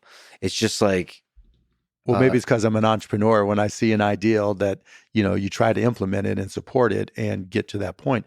But universities and companies are night and day different, right? I can see an argument for the ideology in a university. I can see, you look at the amount of money spent on it. And so while the goal is right, the way they implement it in universities, the way they implement most things in universities is wrong, right? There's a reason why tuition has gone up, a multitude of, or a multiple of inflation. They're not well-run organizations across the board. So I'm not going to argue with that at all. So when you've seen me argue with DEI, I haven't waded into DEI in universities at all. So it's mostly focused on companies. 100%, right? Because that's where I exist. But at the same time, like I read Christopher Rufro's book, where he talks about the kind of the genealogy of wokeism and ideology. But then he gets to the point, and I hope I'm remembering this right, where he says that the response to it is decentralized activism, if you will. That's not the word he used, to try to counter that DEI. And that seems to me to be counter to the whole conservative movement right now, right? Other than school boards, right? Where it's centralized and, the Republican candidate is all about centralized power in him. And, to me, that's just a conflict and a lot of the underpinning of this of the whole DEI conversation, that a lot of which goes through Christopher Rufro right now. Let's continue on a theme of fun exchanges on the internet. So Elon tweeted, "The fundamental axiomatic flaw of the woke mind virus is that the weaker party is always right, in parentheses, even if they want you to die." And you responded at length, but the beginning is, "The fundamental axiomatic flaw of the anti-woke mind is that it allows groups with historical power to play the victim by taking anecdotal examples and packaging them into conjured conspiratorial ideology that threatens to upend the power structures they have been depending on." So He says it all, right? well, there's a tension there. So yes, but both can be abused, right? Both positions of power can be abused. There's power in DEI, and there's shitty people that can crave power and hold on to power and sacrifice their ideals. Okay, put aside universities, okay? Damn it. Yeah, I mean, because I'm not going to argue that universities implement DEI well, right? And I'm not going to tell you that, they need to be spending $20-some million a year on DEI positions. To me, that's insane. Do I look at the Harvard and North Carolina decision and say it was a great decision? No, because, I think having a diverse student body helps make for kids who are better prepared for the real world. Mm-hmm. But I'm not running a university, so it's not my choice. Maybe at some point in the future I will, but not now. And in terms of the corporate side of it, who's telling anybody what to do? Well, maybe you can give me some help. Sure. I'm here to help you, Lex. there's an example in the AI world of a system called Gemini Yeah, I 1.5 and everybody from was Google. black or whatever, people of color. George Washington was right. black. Nazis were black. So why is it when that came out, it was a big uproar, but when somebody so who was it? One of the people who were trying to fuck with me, I forget which one. There's so many. Yeah, but he pointed out to Elon that Elon's AI was woke when it answered certain questions. And other people have pointed out other things to Elon about Grok, however it's pronounced, that was leaning left or woke, right? And Elon's response was, "Oh, it'll change. It's a mistake. We're fixing it." When it happens to Gemini and Google, it's the end of the world. Look how woke they are, and it's a reflection of all their culture. Now, Google comes out and says it's a mistake, and then they dox the guy who is the product manager or whatever of AI of that product, and then they go back and look at his old tweets, right, and show that he's very left-leaning and very, DEI supportive, and that's the end of the world. It's not the end of the world, but Google is so much dependent on trust. That trust that Google search has as objective as possible channel into the world of information. And so that brand is really important for us. See, you're giving them too much power. And maybe I'm not recognizing the power, right? So I'll tell you a personal experience. Up until a month ago, maybe, if you put in keto gummies, Shark Tank keto gummies into Google, it would show up with scammy ads, scam ad after scam ad. And I would get emails up until a month ago from elderly people asking me why the gummies weren't working and why the companies were charging all this money on a month-by-month basis when they tried to cancel. And they said it was the number one deal on Shark Tank of all time, right? And all Shark. Right. It was a mistake. Well, there's fraud, there's mistakes, but the mistakes... No, but why didn't Google fix it, right? This just didn't happen once, over 1 week, over 2 weeks, right? And because it was hard to fix. Yeah. As it turns out, I was working with them to try to find a fix. And we would both look at the same page. And if you were inside of Google within the google.com domain, it would show one page. If you were outside of Google, it would show another. And it took us looking at it at the same time for anybody to realize it, meaning that there's a lot of technology problems that are hard to fix. They're super complex, and we could talk about it forever with social media. The criticism towards Google, towards other companies, when they're based in Silicon Valley, there could be an ideological drift into a ideological bubble out of which the technology is created, and they could be blind to the obvious bias that's but they've got billions of customers who are not going to. So what you're saying is the free market stops with artificial intelligence, that people don't pay attention and respond, that Google doesn't listen to the responses, that people inside of Google will ignore their own best financial interest and even their own best personal interest because they know they're going to get doxxed now on by Elon and others. And so I just don't see that. And Elon's not allowed to make those same mistakes, but Elon's allowed to make those mistakes, but Google isn't. Oh no, Elon is 100% should be criticized for the ridiculousness of overstatements that he makes about various products. He's having a bit of fun, like you are, also. But I also believe in the free market, but it's not always efficient. There's like a delay. It just takes time. Yeah, it's fine. So, which is why Elon is important when calling out, I think, overstating the criticism of Gemini. But Elon and others are just... Gemini wasn't even a fully available public product yet.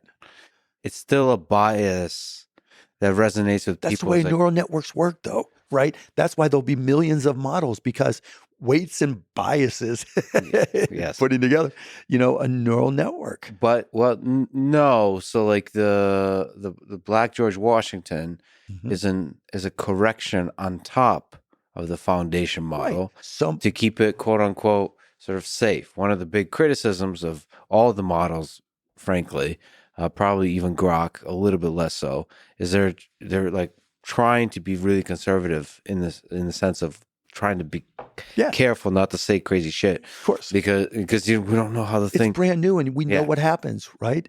And they do it on the front end with prompts Mhm. and they try to do it on the back end with the neural networks that are underneath them, right? And it doesn't always work. And that's why there's going to be millions of models rather than just, 4 foundational models or 5 that everybody uses. Well, I guess the main criticism is you want to have some transparency of all the teams that are involved, and that this kind of, to the degree there's a left-leaning ideology within the companies, it doesn't affect the product, But that's the beauty of the free market. Yeah, that's where the market corrects it, right? And not only from the outside, because everybody is going to test it. Like when YouTube first came out, or not first came out, when after Google bought them, there used to be different commands you could give it, right? There were prompt commands that you could give it. And you could find all the nasty porn that got loaded before they kicked it off, right? Right. And it was just the nastiest shit ever. And even now, to this day, if there's some horrific, tragic event, somebody's loading it up, right? Yeah. No, I know that's not direct to your point of internal influence to the output, right? But people on the outside are going to check for that now, right? It's almost like the new bug contest, right? To try to find bugs in software. And then on the inside, if it's all left-leaning and all you have is left-leaning employees because, most conservatives won't want to work there then, again, that's self-correcting as well. That's the hope, but it can self-correct in different kinds of ways. You can have a different company that competes and becomes more conservative. I mean, my worry is that it's kind of becomes like 2 different worlds where there's like It already is. no, come on, don't give up. Oh, I'm not giving up. So where does this go is the question. Yeah. Right. What happens next? And I mean, going back, I've been in so many PC revolutions, right, or evolutions, where porn was the big issue, right? Now we don't even talk about porn being an issue, even though, if every post on Twitter now has, link in bio for a porn post, right? We don't even think that's a negative anymore. That's just an accepted thing. And now it's become very where your politics on Twitter. But again, as you extend that and things grow, as AI models become more efficient and trainable for a lot less money, or even locally on a PC or a phone, we're all going to have our own models. And there's going to be millions and millions and millions of models, and not just foundational models. Now, maybe they're built some on open source. Maybe, it'll be copy pasta where you can just cut and paste and create your own model and train it yourself. Maybe it'll be mixture of experts where, maybe it'll be a meta front end. Like we're working on a project where we take 30 different AI models and there's just a meta search engine where it searches all of them and you can compare all the outputs and see what you think is the best, kind of like a search engine, right? Because you might get, is DEI good, right? Is the COVID vaccine good, right? You're going to get a variety of outputs, and you have to make that decision yourself. That's what I think is going to happen with AI as well, because I think brands, there's no way the Mayo Clinic and the Harvard Medical School are just going to contribute all their IP to Chat GPT or Gemini or whatever. It's going to have to be licensed, or they're going to do their own. Yeah, I mean, that's a very hopeful message. But that said, human history doesn't always autocorrect really quickly, self-correct really quickly. Sometimes you get into this very painful things. You have Stalin, you have Hitler. You can get to places very quickly where the ideological thing just builds on itself, and like but Twitter is not real world. There's 27. Twitter is not real world. That's true. Yeah. Yes, but you could still have a nation captured by an ideology. I think America has been really good at having these two, blue and red, always at tension with each other, dividing the populace, and in the process of doing that, figuring stuff out, like almost like playing devil's advocate, but like in real life. And that's fair and that's right. As opposed to Pravda telling you everything you want to know, Yes. right? And everybody believing it because there's control of everything, right? And so going back to what you said earlier, people in Russia don't think invading Ukraine, it's a lot of them see it as a positive, right? I'm sure you have relatives and friends who think, it's the best thing that ever happened, right? Because they believe in Putin. They're And denazifying Ukraine. They're removing the Nazis from right, Ukraine. because that's exactly what Putin said. And, we don't have one uniform um, media outlet. That's the difference. Even though people like to talk about mainstream media as being the source of a lot of the friction, there is no such thing as mainstream media anymore. Fox is the biggest cable news channel with the biggest audience, and they call everybody else mainstream media. It's insane the things that we accept from our sources of information. To me, that's the bigger problem. The bigger problem is trying to figure out what is free speech and what is the line of tolerance for free speech. And at what point does hateful free speech crowd out other people, right? Putin's the master of that. You're going to jail or you're going to be dead if you disagree, right? Now, God help us if we ever get to that point here, but the person who controls the algorithm controls the world, right? And if you are committed to one specific platform as your singular source of information or affiliated platforms, then whoever controls the algorithm or the programming there controls you in a lot of respects. And I think that's where our biggest problem has been. We get people attached to specific platforms and apps and media outlets, and they become part of that team. And they identify as such, and either you're part of the team or you're not.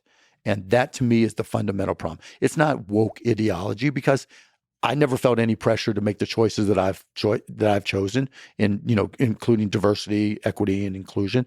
And I've never forced anybody or told anybody to do it. I just said, here's my experiences. Whenever I've talked to people who talk about the woke ideology, no one ever got forced. I mean, if you look at Dylan McDermott, right? Mm-hmm.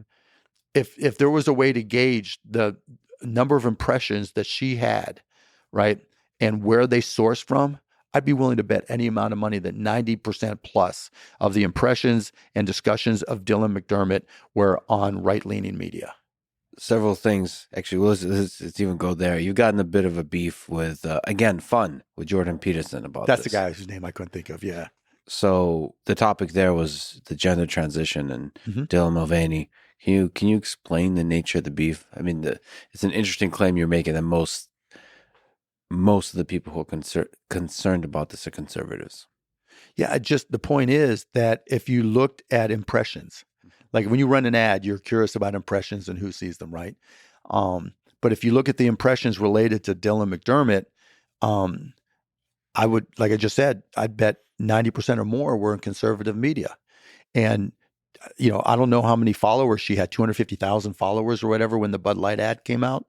And if it weren't for Kid Rock shooting, guns, shooting at Dylan McDermott Bud Light cans, she'd be long forgotten.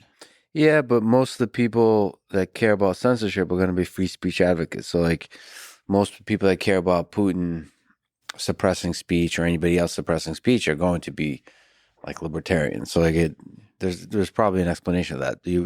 The criticism that Jordan Peterson could provide, I guess he said that Dylan Mulvaney popularized the kind of mutilation, right, in his view. They can affect. There's a very serious life-changing process that a person goes through, and when that's applied to a child, it can do a lot of harm to a person. But my point still holds. I don't know how many kids were following, and you can look at the followers list. It's not like it's hidden, right? Back then, if they had 250,000 followers, and now we're on TikTok, where he might get 50-some thousand views or likes, right? I don't know how many views, but likes. I've never seen any evidence that Dylan McDermott influenced people to transition their gender. As he transitioned to her, it was documented on TikTok over the course of a year. And again, when you go back and look at the views on those TikToks, it wasn't like enormous. Yeah, but the trends start, right? It could be, what worries people is for young kids, there to be a trend of, especially when you feel like an outsider, you feel not yourself, less than yourself, all this kind of stuff that kids feel like, that if it's because popular enough as a trend, you would gender transition without meaning to do that. It's just part of a trend. That's Yeah, the but worry they have. that's a big stretch, right? To think that all the things that have to happen before you transition gender, right? And I'm not saying kids um, might identify, find it cool or, in the moment, expedient, if you will, to dress up as the other gender. Great. Who cares, right? But to go through the actual physical transition, I don't remember what the numbers were that I read, but I do remember that the latest numbers that came out in terms of transitioning were from JAMA, which is a medical association that said from 2021 to 2022, the numbers went down. But the bigger point is there are no numbers for 2023 when post Dylan McDermott. So there's no way to know if the assertion is true, even marginally true. Now, you can easily suggest it, right? But you can say that about any social media influencer, right? Kids are dying because, it's just like when people accuse Trump of potentially influencing people to, inject bleach into their veins. You can't, that's a big old leap to say that because Trump says it, that people are going to start injecting, and then they find somebody who actually did, and it's like, oh, it must be true. This is a trend now. I'm just not buying it that there aren't enough roadblocks in the way. Now, I'm not saying it never happens, right? And for me, to me, you should have to wait until you're 18 to actually have any surgery to transition. And if your parents approve it earlier, then you can have a conversation with your doctor. But you're suggesting that everybody in that process to go to transition a minor is corrupt.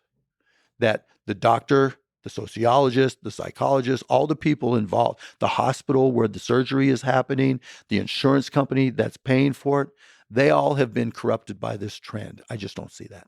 Well, not corrupted, but people, it's back to the DEI thing. There could be pressure, and we are pressure to operate. So think about all the people who have to be complicit to do an operation. But it's not complicit like evil complicit. It is evil complicit, right? Because in hospitals right now, they won't perform abortions because of state law. In Alabama, they stopped IVF treatment immediately after that ruling by that judge, right? The QAnon judge. To think that they're not going to pay attention to the possible consequences of being the hospital that does transgender, that gives doctors operating rights there, and not be aware of the risks associated with it and double check. To me, that's just insane. They're risking their entire business and livelihood and personal relationships for not checking that this 14-year-old, boy who wants to be a girl or vice versa is there waiting for surgery. That I just don't see that. In America, yes. But if we look at humans in general, and Jordan Peterson, I think, unjustly, incorrectly brought up Auschwitz. Yeah, that was ridiculous. But if we look, to me, World War II is a very interesting time. It does reveal a lot about human nature, and that humans are able to commit atrocities without really speaking up. The point I want to make is that when you're in this situation where everybody is around you is committing an atrocity, you can be sort of the good German, and yeah, but human nature is such that you can. But that is in a time of war. Yeah, but it's still human nature. It's interesting to remember that of war, when you feel like there's nationalism, patriotism, everything that comes up. Russia, right? The moms of the kids sent to Ukraine who didn't come back in Russia feel certainly different than the everyday Russian who's just taking, whatever information that's available from a unified, controlled media. Yeah. But, we should remember human nature. It's interesting. I'm not dismissing human nature at all, but there's a difference. I think that human nature, self-preservation, influences those decisions. There's nothing about self-preservation involved in DEI, wokeness, transgenderism to compare it to Auschwitz. That's insane. Yeah, well, that comparison is almost always, probably always is insane. Yes. Comparison between anything and the Holocaust. I agree. I think there's a name for that rule, but once you bring up Hitler, the conversation It ends. goes away. I do appreciate you bringing up Trump and bleach as an example. So continuing on fun exchanges between you and Elon, you said if they were having Biden's last wake and it was him versus Trump and he was being given last rites, I would still vote for Biden. To which Elon replied, caricaturing you, if Biden were a flesh-eating zombie with 5 seconds to live, or upon being reelected, Earth would plunge into a 1,000 years of darkness, I would still vote for him. That's basically quoting you, but in a caricature. And you responded, while I have your attention, wanted to say thank you. Your consultants at Tesla followed up about using cost-plus drugs, about which we'll talk about, to save the company money. Truly appreciate it. And in parentheses, my limit is 300 years of darkness. Very well done, Mark. What's your intuition, if we just stick on Biden and Trump for a sec, what's your intuition why Biden would make a better president than Trump? Look at the basics, right? If you look at the people he's hired, there hasn't been any turnover in his cabinet at all. If you look at the people he's hired over the course of his career, or while he was vice president in particular, there's nobody who's turned on him and came out and written books and made public statements about how he's bad for the country. Now compare that to Trump. The people closest to him, almost all of them turn unless there's a financial relationship involved. And to me, that says everything. The dynamics of the team is important to you. If you're going to be the most powerful person in the world, you better know how to manage and lead, right? And that's not to say Biden hasn't made a lot of mistakes. I mean, immigration, the border is a horrific mistake. And hopefully he recognizes that. And I don't like the fact that he doesn't admit his mistakes and just say, okay, I got to fix it, or I made a mistake in Afghanistan, whatever it may be, right? The position of commander in chief and president, you're going to make mistakes. Then I look at the other guy, never admits a mistake, and the list is long. What do you think about the immigration situation? A lot of conservatives are using that sort of the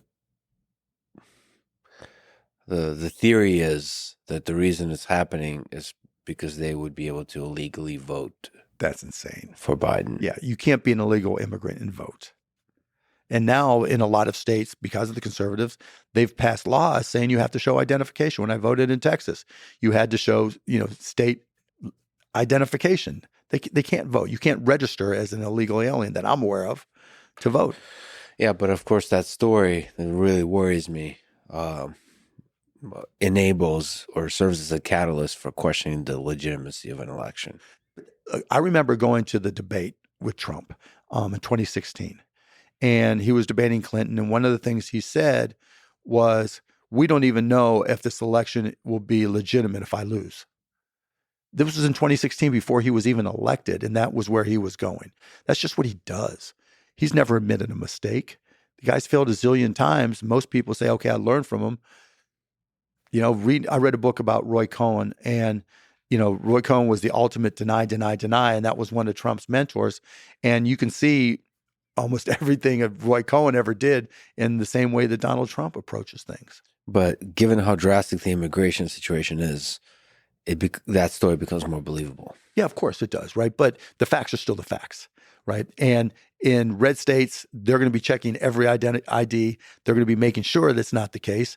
And you can also make the argument, well, in the blue state, it doesn't matter. In the swing states, they're still going to be checking because they know Trump is going to sue the shit out of him when he loses, And so, again, that's where, people will take those self-preservation steps to keep their job and do the right thing. There's still enough people who believe in this country and how amazing it is to do the right thing. And a lot of the premise of what some conservatives are saying and doing, the underpinning of it is that their fellow citizens will not do anything, not some things, anything that serves the best interest of this country. And to me, that's just wrong. That is just misleading and wrong. I just worry about, I don't care about Trump or Biden. I care about democracy. Mm-hmm. I just worry. I worry about the viral nature of the idea of this illegal immigrants. But it's very functional, right? Either they get across. There's 1,000 different ways an unlimited number of ways to enter the United States of America undetected, right? And the south border, where it's the easiest and the worst. And Biden needs to take steps to reduce that. Remember, when Biden was vice president and Obama was president, they called Obama the deporter in chief. He had no problem deporting people. And I think, if I had to guess, and this is just a guess, that when they looked at the initial statistics for immigration when Biden took over, they thought there was room for more immigrants, not because they would vote, but you can make a fiscal argument that in a world where the birth rate is flat to declining, we need immigrants, right? And immigrants typically don't have a higher crime rate or anything than, indigenous American citizens. Indigenous isn't the right word, but American citizens. And so they made a calculated mistake.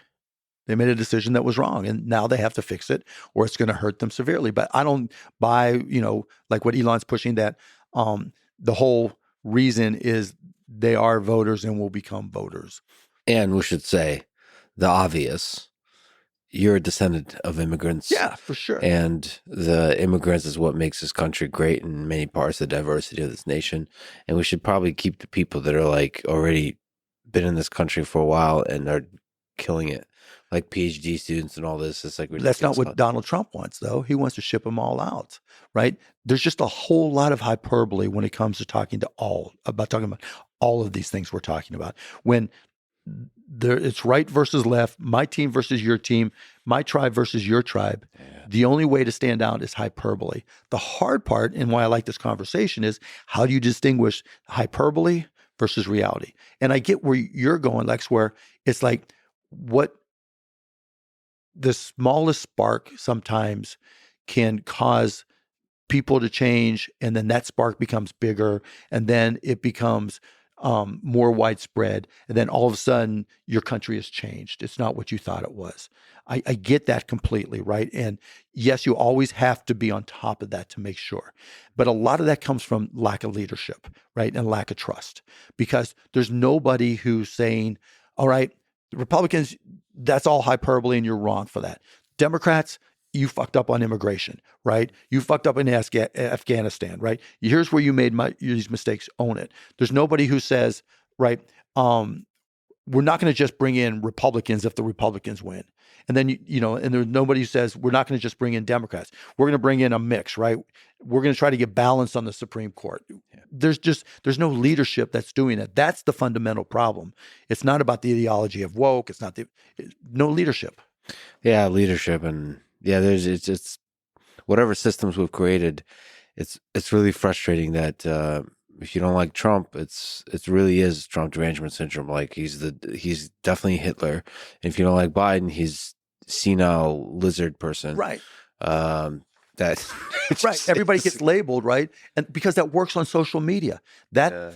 Look, if Elon changed the algorithm just by taking himself out of it. Seriously, I'm not saying don't post, right? Post all you want. But he, if you look at his followers, they're almost all right-leaning. If you look at the people he engages with positively, they're almost all right-leaning. And if you look at the people he engages with negatively, like me, right? I consider myself an independent, but I lean left on the DEI topic, right? Mm-hmm. That influences the algorithm. And so you see what you see because of what he says. Yeah, well, I mean, for sure, but there could be a lot of influential people on Twitter that influence the algorithm and all that kind of stuff. I do feel it's not even about ideology where you lean. It's about like the algorithm not prioritizing drama, like the attention grabbing thing. Or the lower lizard version of that, where like people just want the drama, they want to turn it out. When I last read through all the stuff on their algorithm, right? Maybe it's changed. Whoever has the biggest account and gets engagement on that account influences what people see the most. Yeah, I mean that's interesting. I don't know if that's to the degree that's true. They've did Pretty a sure it's still the case. pretty rigorous description of what's of the way the algorithm works. It's actually kind of fascinating. There's a clustering of people based on interest. Right, but there I could think be they call it the nearest neighbor, right, approach, and I think that's what they do. And so whoever has the biggest account has the most neighbors, who in turn have their neighbors, who in turn have their neighbors, and that's how they discern what comes next. But there's a clustering still. So like if you don't give a shit about Elon, You're not following them. Yeah, you're not. You're not going to have an influence. He's not going to have an influence. When you get a break, just create a burner account on Twitter and see who they recommend to you. Elon. And not just Elon. I mean, the people that Elon likes. And I'm saying that's not Elon saying, add this person, and suggest this person, this person, and this person. I'm saying that's what the algorithm does. There should be transparency around that for sure. There is. There is. And that's the whole point, right? He knows there's transparency and he knows the impact. That's why when I say take yourself out of the algorithm, right, don't include his account, that changes, I think, the output of the algorithm. Well, when he wasn't owning Twitter, he was one of the biggest accounts, if not the biggest account already. He wasn't, but still, like even like the Kim Kardashian accounts, whatever, right? It wasn't open source to Elon's credit. It is now, so I couldn't see it to know, right? So I didn't get the sense one way or the other of one element being dominant over the other. But obviously, conservatives felt that left leaning was more dominant back then. Yeah, I would love to see numbers on all of this. Yeah, you and me both. DEI, everything like this. Sometimes anecdotal data really frustrates me. It frustrates me primarily because of how sexy it is. Like people just love. That's a great way to describe it. Love a story, and I'm like, God damn it! This is not science. This. It's not even common sense. You know? Well, no, I think anecdotal stories often have a wisdom in them. Like no doubt, right? Like there's something to be gained from seeing them. There's a signal there, but like how representative is that signal of the broader thing? There's a whole lot more noise than signal more often than not. All right. So as I mentioned, cost plus drugs. There's so many questions I can ask here, but what's the big question? What's broken about our healthcare system? There's no transparency. And when the lack of transparency leads to lack of trust. And when you can't trust the healthcare system other than maybe your doctor, that's a broken system. So what aspect of the system does cost plus drugs is trying to solve? So the thing we're trying to solve for is trust. And the way we feel we get there is through complete transparency. So when you go to costplusdrugs.com and you put in the name of the medication, if it's one of the 2,500 and growing that we carry, we will first show you our cost, what we actually pay for it. Then we'll show you our 15% markup. Then we'll show the pharmacy fill fee and shipping, and that's your total price. And that alone, that transparency alone, is completely revolutionizing how drugs are priced in America today. And it's led to, research being done comparing our pricing to CMS, and ours being cheaper, than even the government is negotiating, et cetera, et cetera, et cetera. And so just that transparency alone has had an impact and saved millions of people hundreds of millions of dollars or more. And maybe it results in more transparency in other parts of the system too. Correct. Seeing the business of it. But what do the so-called middlemen companies, so the PBMs, the pharmacy benefit managers. Thank you. CVS Caremark, Cigna's Express Scripts, and United Health's Optum RX. Right. They control majority of the market. Right. What do they do wrong? They put profits over everything, right? And they know in an industry that's completely opaque, they can pretty much do what they want and nobody gets to see what they're doing in detail. And so, the first thing when you sign a contract with one of those big PBMs, it says you can't disclose any of this. And the fact that you can't be disclosed means they could tell Lex's company that they're getting a great price and they're only being charged X, and they can tell Mark's company, oh, you're getting a great price and we're charging Mark X plus, right? But Mark doesn't know any better because there's no way to know. The markup is not transparent. The cost isn't transparent. The markup isn't transparent. There's different things. Like I was just talking to a company in a presentation a couple of days ago, and they took the step to leave the big three PBMs to go to a rebate-free PBM that was smaller. And what they said led to the decision. they had a contract with the PBM for these things called rebates, right? Where depending on the volume of medications you buy, they'll kick back to you a percentage of them. And as it turns out, when they compared what was contracted for to what they actually got, they were getting underpaid every single year. They just don't care, right? They'll take products. There's a drug called Humira, right? And it is the number one revenue drug in the country. And there's also a biosimilar, multiple biosimilars, but one we carry called Usimry. And Humira, the pre-rebate price is about $8,000 per month. And after rebates, depending on the size of the company, it'll be anywhere from $3,000 to $6,000 a month. You can go to get your doctor to prescribe that biosimilar, Usimry, and you pay $594. But those big three PBMs won't allow their clients to get Usimry because they don't get a rebate on Usimry. So they'd rather keep a drug on their formulary, even though their patients would save, their customers would save a lot of money. They'd rather keep a drug and exclude another because they'll make a lot more money. So the CVS Caremark spokesperson, I think, responded to you, Phil Blando, with the usual language that so deeply exhausts me. But I was wondering if there's any truth to it. Employers, unions, health plans, and government programs work with CVS Caremark precisely because we deliver for them lower drug costs, better health outcomes, and broad pharmacy access through our true cost vantage, and choice formulary initiatives. We are the leading agent of change, innovation, and transparency in the market. That's a whole lot of nothing. So they are not transparent. No, call them up. You go to Cost Plus Drugs. We'll give you our price list of all 2,500 plus drugs. The actual cost. And what we sell it for, because it's just a plus 15%. Call up any of the big three companies and ask them for the same thing. They're going to laugh at you. It's so bad. In fact, if you do business with them right now and you just ask for your claims data, meaning, how many people use Humira that we're paying, what are we paying for it? They won't even give it to you unless you really, really scream and yell at them. And then they'll charge you and take 6 months to get it. So like when we moved away from them, we wanted to get what our claims data was to understand what we were going to be facing. They wouldn't give it to us until like 6 months later. I forget the exact month, and then they charge us for it as well. Our own data. On the CEO front, you said that CEOs don't understand healthcare coverage, and it's costing them big. What's the connection between Cost Plus Drugs and companies? So I can speak for my own companies, and this applies to all companies, bigger companies that self-insure, because we self-insured.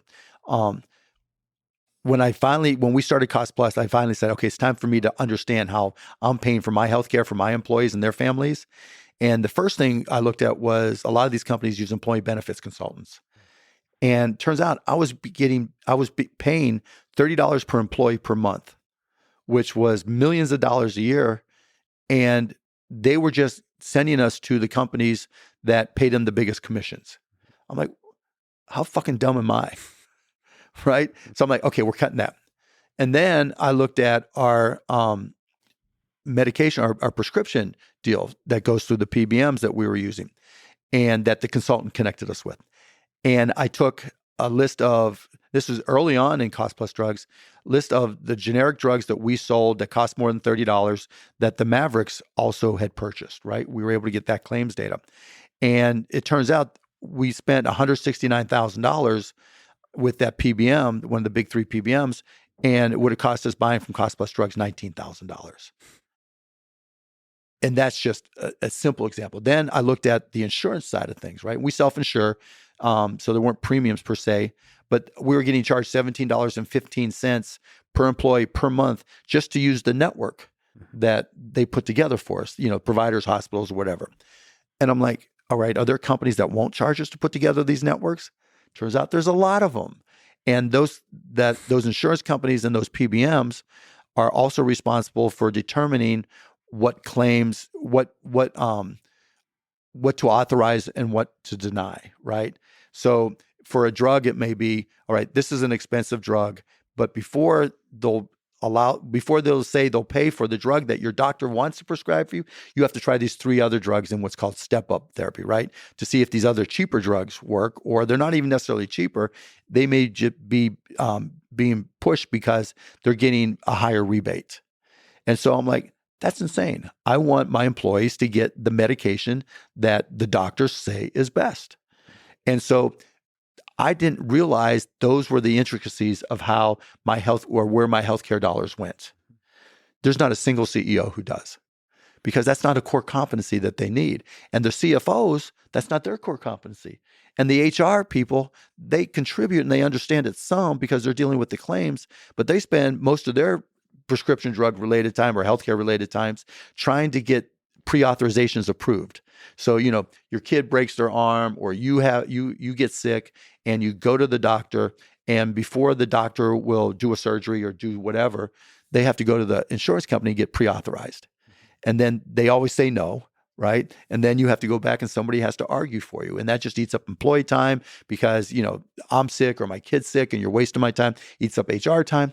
The CEOs don't know any of this, right? So what I'm saying is, one, the smartest thing to do is to get a healthcare CEO at every company with over, let's say, 500 employees that focuses on all these things. You'd save a shitload of money. And 2, healthcare is your second largest line item expense after payroll. Mm-hmm. And in some companies, it's hundreds, billions of dollars, right? And you don't understand it, and you're letting these guys rip you off. And it's because these big CEOs don't understand it and are getting ripped off that the industry is the way it is, because that allows the opacity to continue. That's fascinating. So that most companies outsource, offload sort of the expertise on the healthcare side, when they really should be internally. There should be an expert. Yes, because it's the wellness of your employees and their families, and it costs a lot of money. But if your employees aren't healthy, or if they're worried about their kids, and what is more worrisome and detrimental to the performance of a company, right? A DEI program, or or having to go to HR and scream and yell and explain, and your doctor wasting their time doing the same thing to get authorization for a surgery or a medication. It's insane. What made you decide to step into this cartel-like situation where so much is opaque? So I got a cold email from a Dr. Alex Oshmayansky, who's my co-founder. He's a radiologist by trade and a physicist and a smart motherfucker. And he had a pharmacy that he wanted to create, a compounding pharmacy that would manufacture generic drugs that were in short supply, because it happens all the time that things aren't available. I'm like, you're thinking too small. We should do something on a much bigger scale. Yeah. And then it was right around the time they were sending the pharmacy bro, Martin Shkreli, to jail. And so I was reading up on that, and he increased the price of this drug, Daraprim. I think it was like 7,500%, or increased a low-cost drug to $7,500, one of those. And I'm like, well, if he can just jack up the price to this drug and charge more and get away with it, this has to be an incredibly inefficient market. And so the question is, why is he able to do it? And it was immediately apparent that it was a lack of transparency. And so can we start a company that is fully transparent with our costs, our markup, and our selling price, and see if it works? And so we went for it, and it took off immediately. I mean, you read a press release from a company saying, they were creating a cost advantage program, basically pretending to replicate us. Yeah. We haven't been in business 2 years. How insane is that? Did you get a lot of pressure? I mean, I'm sure they're very good at playing games. So cartel type situations, they protect. It feels like healthcare, it's very difficult to get in there. It does. I mean, and the whole industry is an arbitrage, but we don't work inside the system. We work outside the system.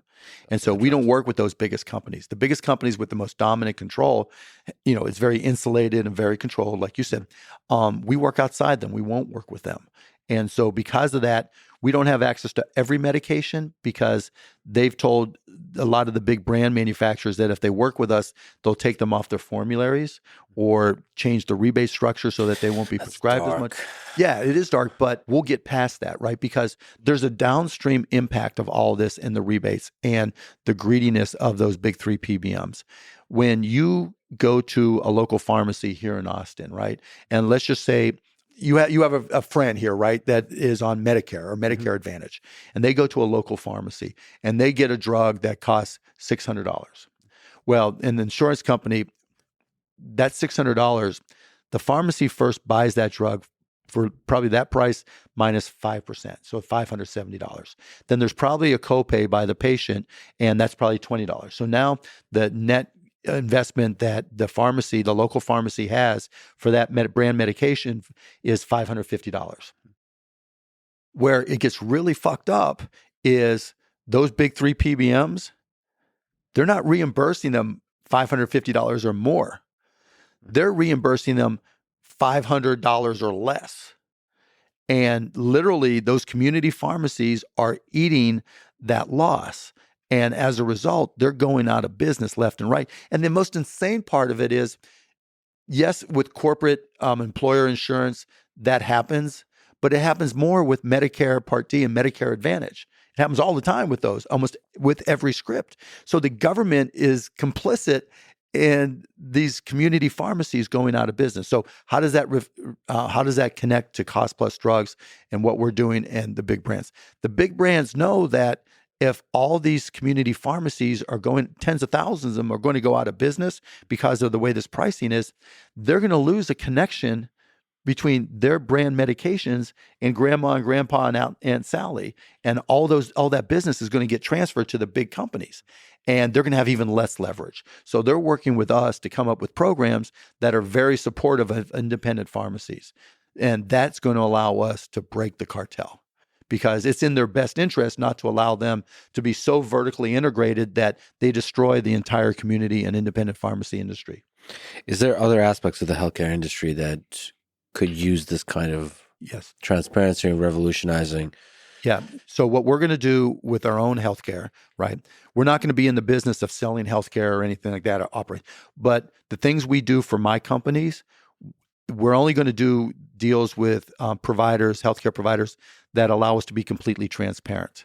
So that whatever contracts we do, we're going to post them all. Whatever pricing we get, we're going to post them all. So that every company who's our size or even bigger will have a template that they can work on, which will take it away from the big three insurance companies and the big three PBMs.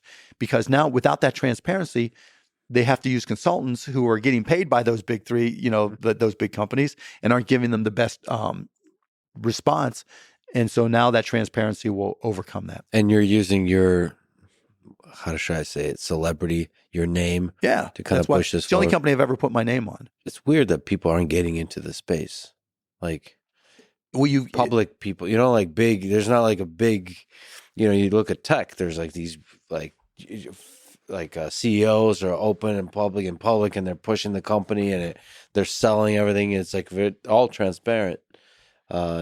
But you don't see that in healthcare. No, because it's a big business, and most people, like if I was 25 trying to start a company, I'd work in the system, because if I can build it up big enough, they would just buy me, and I'd make money and buy a sports team. But I don't need that money now. Let me ask you about AI. You got a little bit of an argument about open source. I think you stepped in between Vinod Khosla and Mark Andreessen. You think AI should be open sourced? Yeah, for sure. So like all that discussion we've been having about like Google and so on, one of the solutions. two different things, meaning that Meta's doing open source. Yes. Right. That's a good choice for them. I think that's a smart choice. Right. But it's just a business decision for everybody else. I don't think it should be forced. Forced, yes, yeah. Right, and even Google's open sourcing some of the models, and because that's a very incestuous industry where the people all work together at some level. They read the same papers. They go to the same conferences. It's like the early days of streaming and the internet, where people use the same technology everywhere. And now they just try different things, and you get one smart or a couple smart people in one company, like Anthropic, right? And they do things a little bit better, and model efficiency gets better. So it's just a business choice. But I don't think it should be forced. But I think it's a smart business decision. Open sourcing is a smart business decision. Yeah.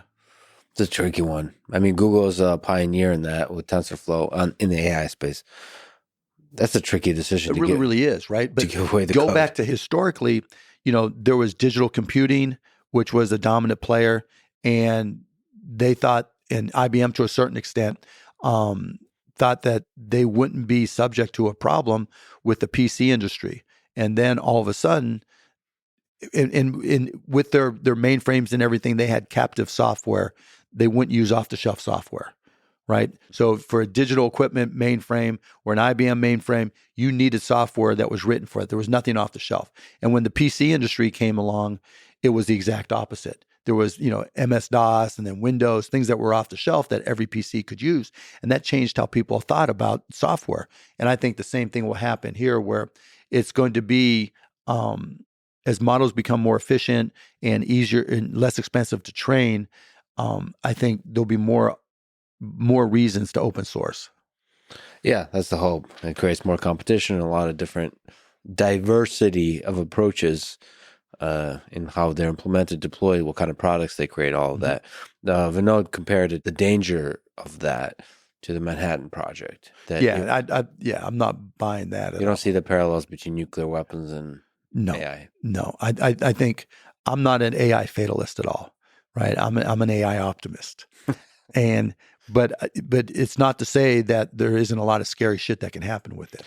Yeah, militarily, like I said earlier, I'm a big believer that there's going to be millions and tens of millions of models, and people will take their expertise and either get hired for it and contribute, or create their own models and license. Mm-hmm. So that, you see now with this thing called mixture of experts, right? Where you connect things and people can take their expertise and will be able to take that expertise and retain it in a way that they want to retain it. So, I don't think there's going to be one medical database. I told this to people at a couple of big companies that were doing healthcare initiatives. Branding is so important in the healthcare space. If for hospitals, the Mayo Clinics, the MD Andersons, they're huge brands, and I don't think they're just going to give up their expertise to some, main singular model, and say, okay, whatever expertise we have is available to you in Gemini or ChatGPT or so and so's version of Meta's open source. I just don't. That would be business suicide. And so I think you're going to see each of them have their own models and update them as they go and license them. Yeah. And make money from the expertise. You have don't to. give away the expertise. Yeah. And the expertise evolves and grows and all that kind of stuff. And you want to own that growth. What advice would you give to young people? You have an exceptionally successful career. You came from little, made a lot. What advice would you give them? Love your life, right? Find the things that you can enjoy. Be curious. You don't have to have all the answers when you're 12, 15. I get emails from 13, 15-year-old kids, right? What do I do? What do I do, right? I feel like I'm being held back. I'm like, at 15, you feel like you're being held back. But just be curious, because you don't have to have the answers. You don't have to know what you're going to be when you grow up. I'm a hardcore believer that everybody has something that they're really, really, really good at. That could be world-class great. Every single human being on this planet. And the hard part is just finding what that is. And in some places, having resources to enable it. But be curious so you can find out what it is. I took one technology class in college, Fortran programming, and I cheated on it, right? I mean, it wasn't until I got a job at Mellon Bank and I started learning how to program in this thing called Ramus, this scripting computing language, that I realized, oh, this is interesting to me and I like it. And that's what got me, a job selling software and going on from there. You just don't know what that's going to be until you go out and experience different things. So for anybody young out there listening, enjoy your life, find things to smile about, be curious, read, watch, expose yourself to as many different ideas as you can, because something's going to click at some point. You may be 15, you may be 25, you may be 55, but it can happen. One thing to mention is sometimes it's difficult, or your parents, people around you might not be conducive or might not be of help in finding the thing you're good at. In fact, like in my own life, the society was such that I don't know if they've helped much at the thing I was good at. I'm still not sure what that is, but I think interviewing done pretty well for you.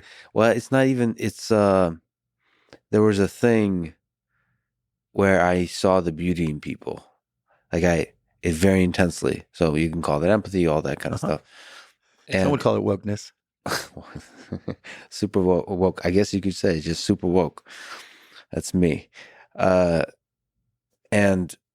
but in the education system I came up in, it was a very hard mathematics, science and so on, and it didn't notice that whatever that was in me. But you have to keep the flame going. You have to try to find your way and see what that's useful, and others around you might not always notice it, so it might take time. So it could be lonely. You can really have to find the strength to believe in yourself. Oh, for sure. And I'll tell you a quick story. 1992. I went to Moscow State University to teach kids how to start businesses. Wow. Because I had sold micro solutions and I wanted to travel, and I took Russian in high school. My Ruski is like хорошо. Good enough to remember that. Yeah, right. Yeah. But it was interesting to me, and I bring it up because just they didn't know what the word profit meant, right? But at the same time, I would go around and meet people, and it was as entrepreneurial. Like right after the Soviet Union fell, entrepreneurship went through the roof. I mean, a lot of it was mafia driven, but it was, people found that spark. Because I think that is natural. And so you just never know when and how and when the circumstances will come together for you to be able to take advantage. That spark is really important to comment on. Is in Russia and Ukraine, I think the system kind of suppresses that spark somehow. Because you said you saw the natural entrepreneurship, but there's not the entrepreneurial spirit once you grow up in both of the nations I mentioned. There is.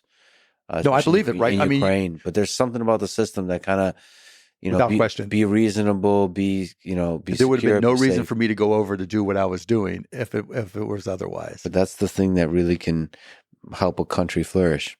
It's going to be interesting with Ukraine if they're able to survive this, right? Because as horrific as it is, as you saw across Europe after World War II, the rebuilding creates opportunities. Rebuilding creates opportunities, but first the war has to end. How that ends, I don't know either. Is a really complex path. What gives you hope about the future of humanity? Just looking in my kids' eyes, just talking to them and seeing their spirit, their friend spirit, and obviously we're blessed as can be, right? And it's not the same for every kid, but I do. I get emails that don't respond to all of them, but from 13, 14, 15-year-old kids around the world. Because Shark Tank's shown everywhere, asking me business questions. And it's just like they took the time. They were that curious and that interested.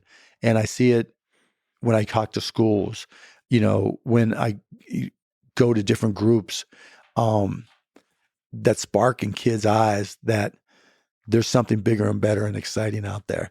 And that's not to say there's not fear, climate and any other number of things. But that's the beauty of kids. And I think Gen Z really embodies that. And to me, that's just really exciting. They dream big. Yep. They see the opportunity for making the world better. It's cool. It's cool to see young people and that in their eyes, that dream, and now I could be the one to do it too, which is and it's funny because when I go talk to like elementary school kids, right? One of the things I do, I said, okay, let's look around. You see that light there? One day that light didn't exist. Mm-hmm. Then somebody had the idea. Then somebody created a product of it. And now your school bought that. You see that chair? Mm-hmm. Chairs didn't always look like that. Somebody had that idea. Why not you? So when you walk out and what I make them do, ask yourself, why not me? Why can't I be the one to change the world? Thank you for that beautiful, hopeful message. And thank you for talking today, Mark. You're fun to follow. I'm a big fan of yours, but Same. You're also an important person in this world. I really appreciate everything you do. Well, I appreciate it. Thanks for saying that, Lex. And keep on doing what you're doing. This was great. I really enjoyed this. Thanks for listening to this conversation with Mark Cuban. To support this podcast, please check out our sponsors in the description. And now, let me leave you with some words from Oscar Wilde. Imagination was given to man to compensate him for what he is not, and a sense of humor was provided to console him for what he is. Thank you for listening and hope to see you next time.